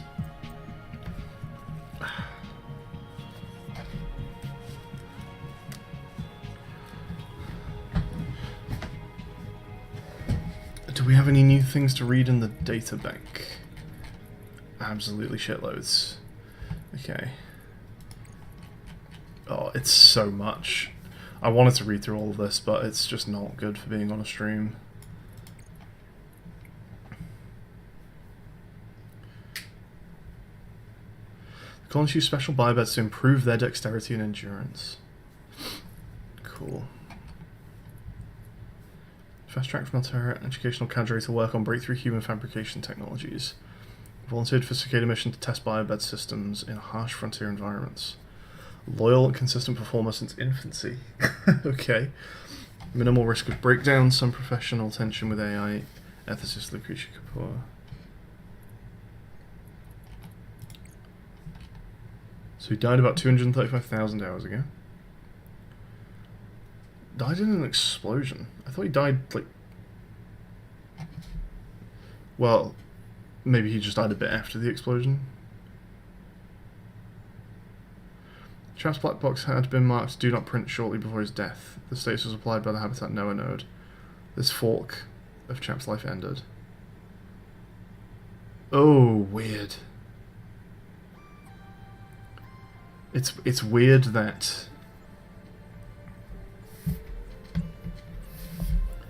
Oh my god, okay. So we're versioning people now. Like, your consciousness is like a repository, like a Git repo that has branches. So it's not only a case of we can take your consciousness and print a person and put it in there. There are also like multiple histories branching out, so you can print the next version of one particular branch of someone's consciousness, but there can be others, and they can continue or they can end. Very weird.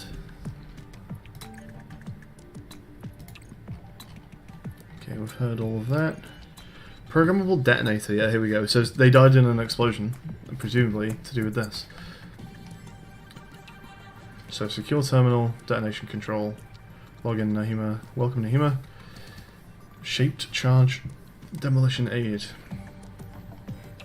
Status armed. Delay detonation 30 seconds. This action is permanent, cannot be reversed. If you ever get this far, I trust you've got a good reason for it. Be sure and Mentis, like fail to proceed.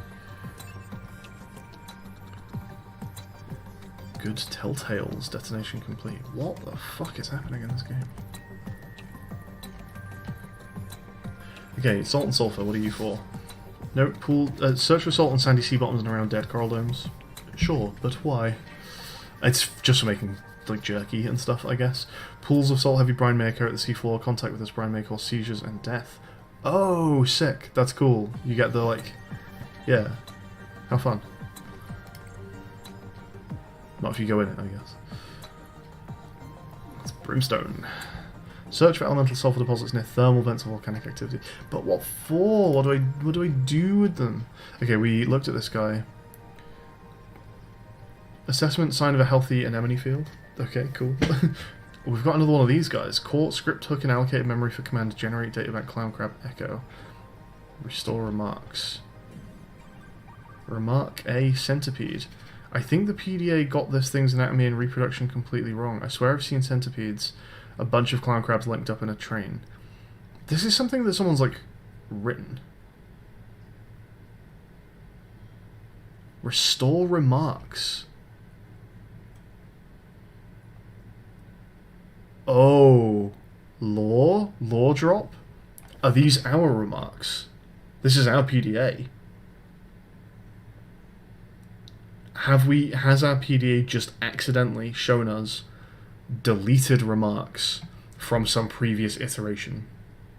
This is not the first time that we've been out of... I mean, I guess there is no reason for this to be the first time we've come out, right? Everyone's been respawning over and over. Okay, so I think these are our notes, and this is not our first rodeo. We just don't remember the previous ones. That fork has ended. I think they grow as a single segmented organism, and then each segment splits off into its own crab. And then maybe they hook up again later. It wouldn't be the weirdest thing we've seen. Oh no, there is an attribution. Metadata author K. Wanda Wangmo. Now we did also hear about an Ender, and one of their notes specifically said it's Ender, not Wanda. So that maybe Ender, Wanda, two different people. Other people get their names mixed up sometimes. The curtain gorgon indicates the presence of plankton and other small sea life. Okay, jack sponge. Most religious and ethical systems permit harm to sponges.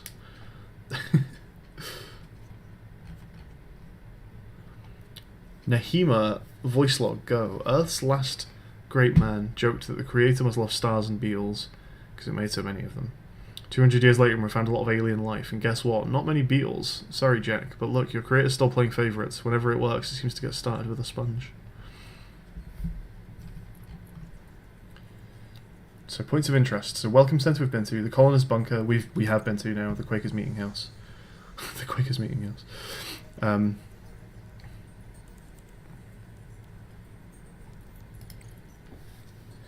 Metal salvage.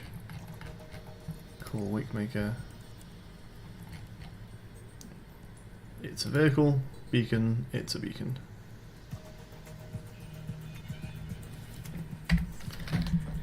Good stuff. Okay, I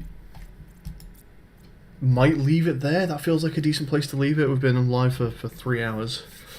It's pretty late. It's like 2 AM. So yeah, thank you for joining me for the first one, folks. And I will catch you next time. Bye for now.